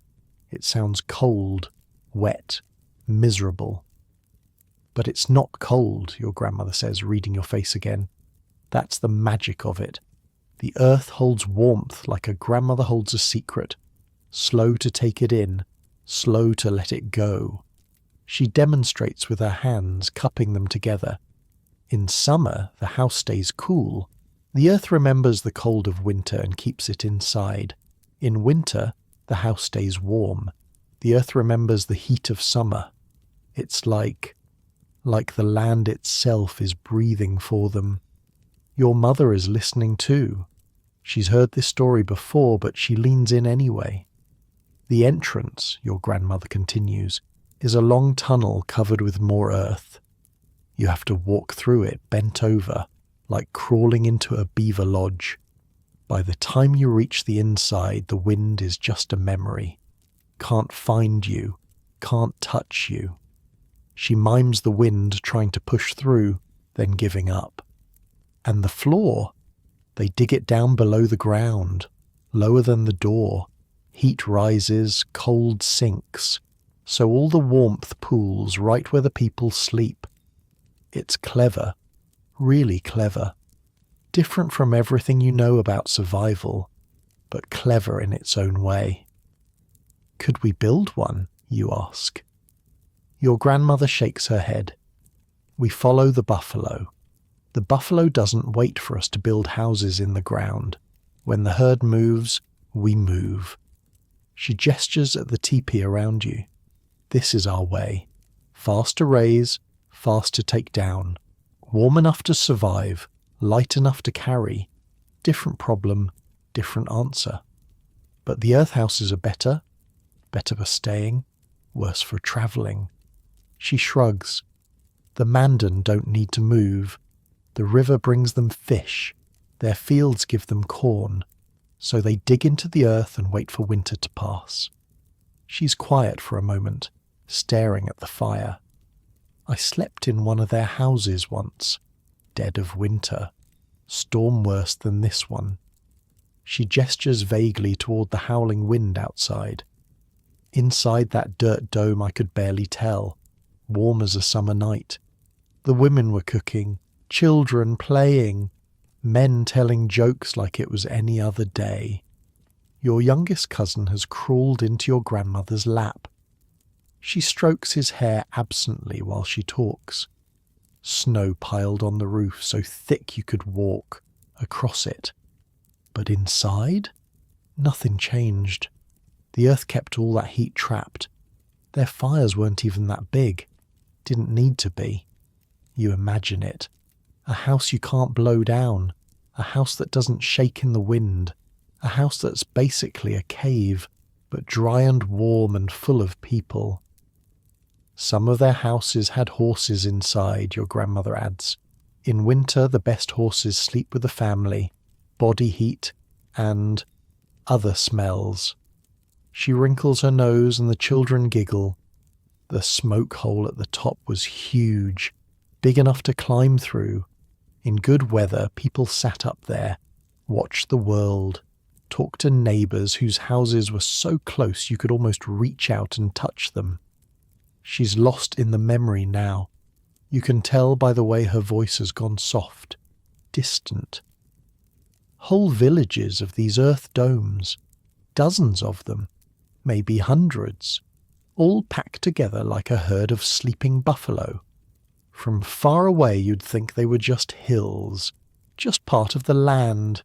Then you'd see the smoke rising and realize, no, those are homes, people live there. Your youngest cousin has crawled into your grandmother's lap. She strokes his hair absently while she talks. The walls inside were thick as a man's body, and they covered them with hides and mats so the dirt didn't crumble on you while you slept. Made it almost cozy, almost like our teepees, but heavier, more permanent. She stares at the fire, remembering. They had platforms for sleeping raised up off the ground, wood frames covered with hides, and under the platforms they stored everything: food, tools, weapons. Like the whole house was one big storage space with people living on top of it. Took some getting used to, she admits, sleeping with horses right there, but they were warm and they were safe. That's what mattered. The fire pops, sending a small shower of sparks up toward the smoke hole. Your aunt adds another chip to keep it going. The point, your grandmother says slowly, is that there are many ways to survive winter.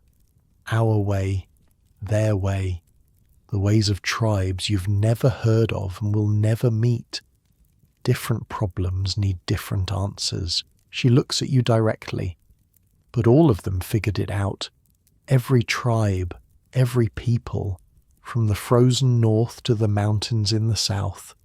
They all found a way to get through the cold. You think about that. All those different people spread across lands bigger than you can imagine, all of them facing the same enemy: cold, hunger, the long dark, and all of them winning, somehow. How did they know what to do, you ask? Your grandmother smiles. It's a sad smile, sort of, the smile of someone remembering people who aren't here anymore. They tried things. Some things worked. Some things didn't. A pause. The ones who tried things that didn't work, they're not around to tell us about it. Death as a teacher, the harshest teacher there is, but effective. Every piece of knowledge we have, your grandmother continues, came from someone who survived, someone who figured out that you need to eat fat in winter, that you need to shake the snow off before you come inside, that you sleep with children in the middle and dogs under the blankets. She looks around at your family all gathered close. We're here because they learned, and they taught, and we remembered. The wind outside has definitely gotten quieter. The storm is dying. Tomorrow might even be clear. Your grandmother yawns, a big, jaw-cracking yawn that makes the children giggle again. I'm old, she says, and talking makes me tired. She starts to lie down, rearranging herself among the blankets. One of the dogs immediately moves closer to her, pressing against her back. Grandmother, you say? What was the hardest winter you ever lived through? She's quiet for a long time. You think maybe she's already asleep.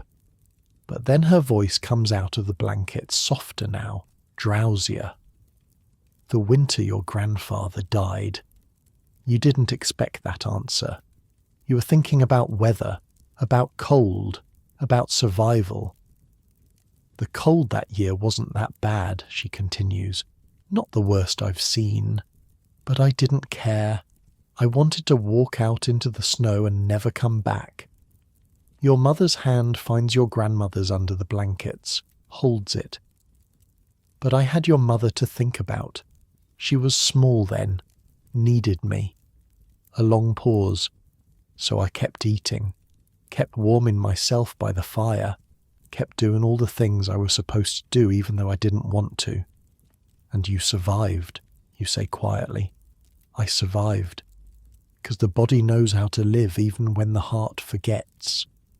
The fire crackles, the wind whispers, your grandmother's breathing is slowing down, getting deeper. That's the real secret, she mumbles. Not the shelters, not the food, not the clothing. Her voice is barely above a whisper now. The people, the ones who give you a reason to keep going when the cold tries to convince you to stop. She's asleep within moments, actually asleep this time. You can tell by the way her breathing changes. Your mother looks at you across the dim teepee. She doesn't talk about your grandfather often, she says quietly. I know. She's telling you because she thinks you're ready to hear it. You're not sure what to say to that, so you don't say anything. The teepee is quiet now. The children have fallen asleep in a pile near the fire. Your aunt is dozing against her husband's shoulder.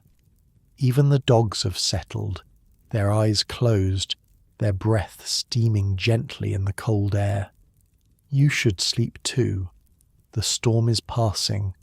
Tomorrow there will be work to do. Maybe hunting, if the weather clears enough. But you lie awake for a while longer, staring at the smoke hole, watching the thin column of smoke rise into the darkness. You think about everything you've learned in the past few days, the snow shelter, the bone marrow, the chips burning slow and steady, the clothing that bends but doesn't stiffen, the food that turns into heat inside you, the people who sleep together because alone means death. All of it connects. The physical survival and the emotional survival. The techniques passed down through generations and the love that makes those techniques worth learning. Your Uncle Mato admitting he was wrong to ignore the warning signs. Sunka Wakan sharing his cloak and his warmth after days of silent resentment. Your mother stuffing you with food she knew you'd need. Your grandmother staying awake to tell stories that teach as much as any survival manual. Every piece fits together. Miss one piece, the whole thing falls apart. But there's another layer now, one you didn't see before. It's not just about surviving, it's about why you survive, the people who depend on you, the ones you depend on in return, the chain that stretches back through time and will stretch forward after you're gone. Your grandmother survived her hardest winter because your mother needed her. You survived the blizzard because... why? Because your family would have been broken without you. Because Sunka Wakan would have had to carry that weight if you died. Because your mother had already lost enough. Because you matter to people and they matter to you. That's the part they don't teach, the part you have to figure out for yourself. All the survival knowledge in the world is useless if you don't have a reason to use it. Your grandmother found hers, your mother has hers, now you have yours. The fire has burned down to embers, just enough glow to keep the chill at bay. Someone will wake up soon to add more fuel, probably your aunt. She's always been a light sleeper. For now, though, everything is still, quiet. The storm is a memory already fading. You close your eyes. The warmth of the bodies around you seeps into your bones. Your dog shifts against your back, pressing closer. Someone murmurs in their sleep. A child sighs. This is home. Not the teepee itself, but this. The breathing, the heartbeats, the shared warmth. You think about the Mandan in their earth lodges, buried in soil, waiting out the winter like seeds. You think about your ancestors, learning through trial and death what works and what doesn't. You think about all the people who will come after you, who will sleep exactly like this, surrounded by family, protected by knowledge, kept alive by love. The chain continues. You're part of it now, not just receiving the knowledge, but carrying it forward. Someday you'll teach your own children how to build a shelter in the snow, how to read the sky for coming storms, how to position the family for sleeping on the coldest nights, and maybe they'll ask you about the hardest winter you ever lived through. You'll tell them about the blizzard, the separation, the shelter you built with your own hands, the bone marrow and the brotherhood of warmth, the long walk home. But mostly you'll tell them about this, the afterward, the warmth of coming back, the grandmother who called you foolish and wise in the same breath, the mother who stuffed you with food because she knew what was coming, the family that waited for you, that made surviving worth the effort. Your breathing slows, your muscles unknot. The cold outside is just a fact now, not a threat.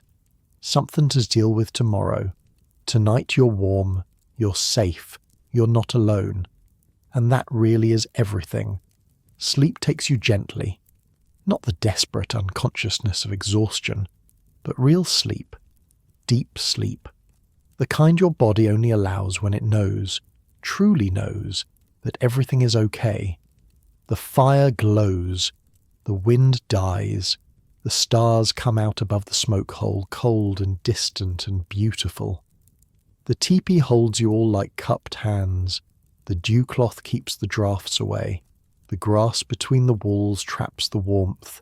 The hides on the floor cushion your tired body.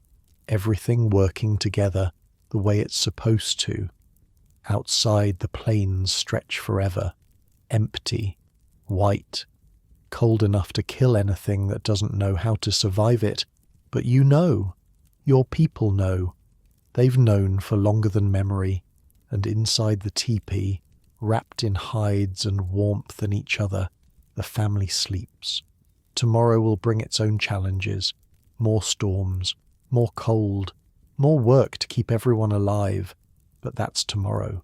Tonight is for rest. And rest, earned through struggle and wisdom and love, is the sweetest thing there is. So you sleep, deeply, peacefully, surrounded by everything that matters, just like thousands before you, just like thousands after.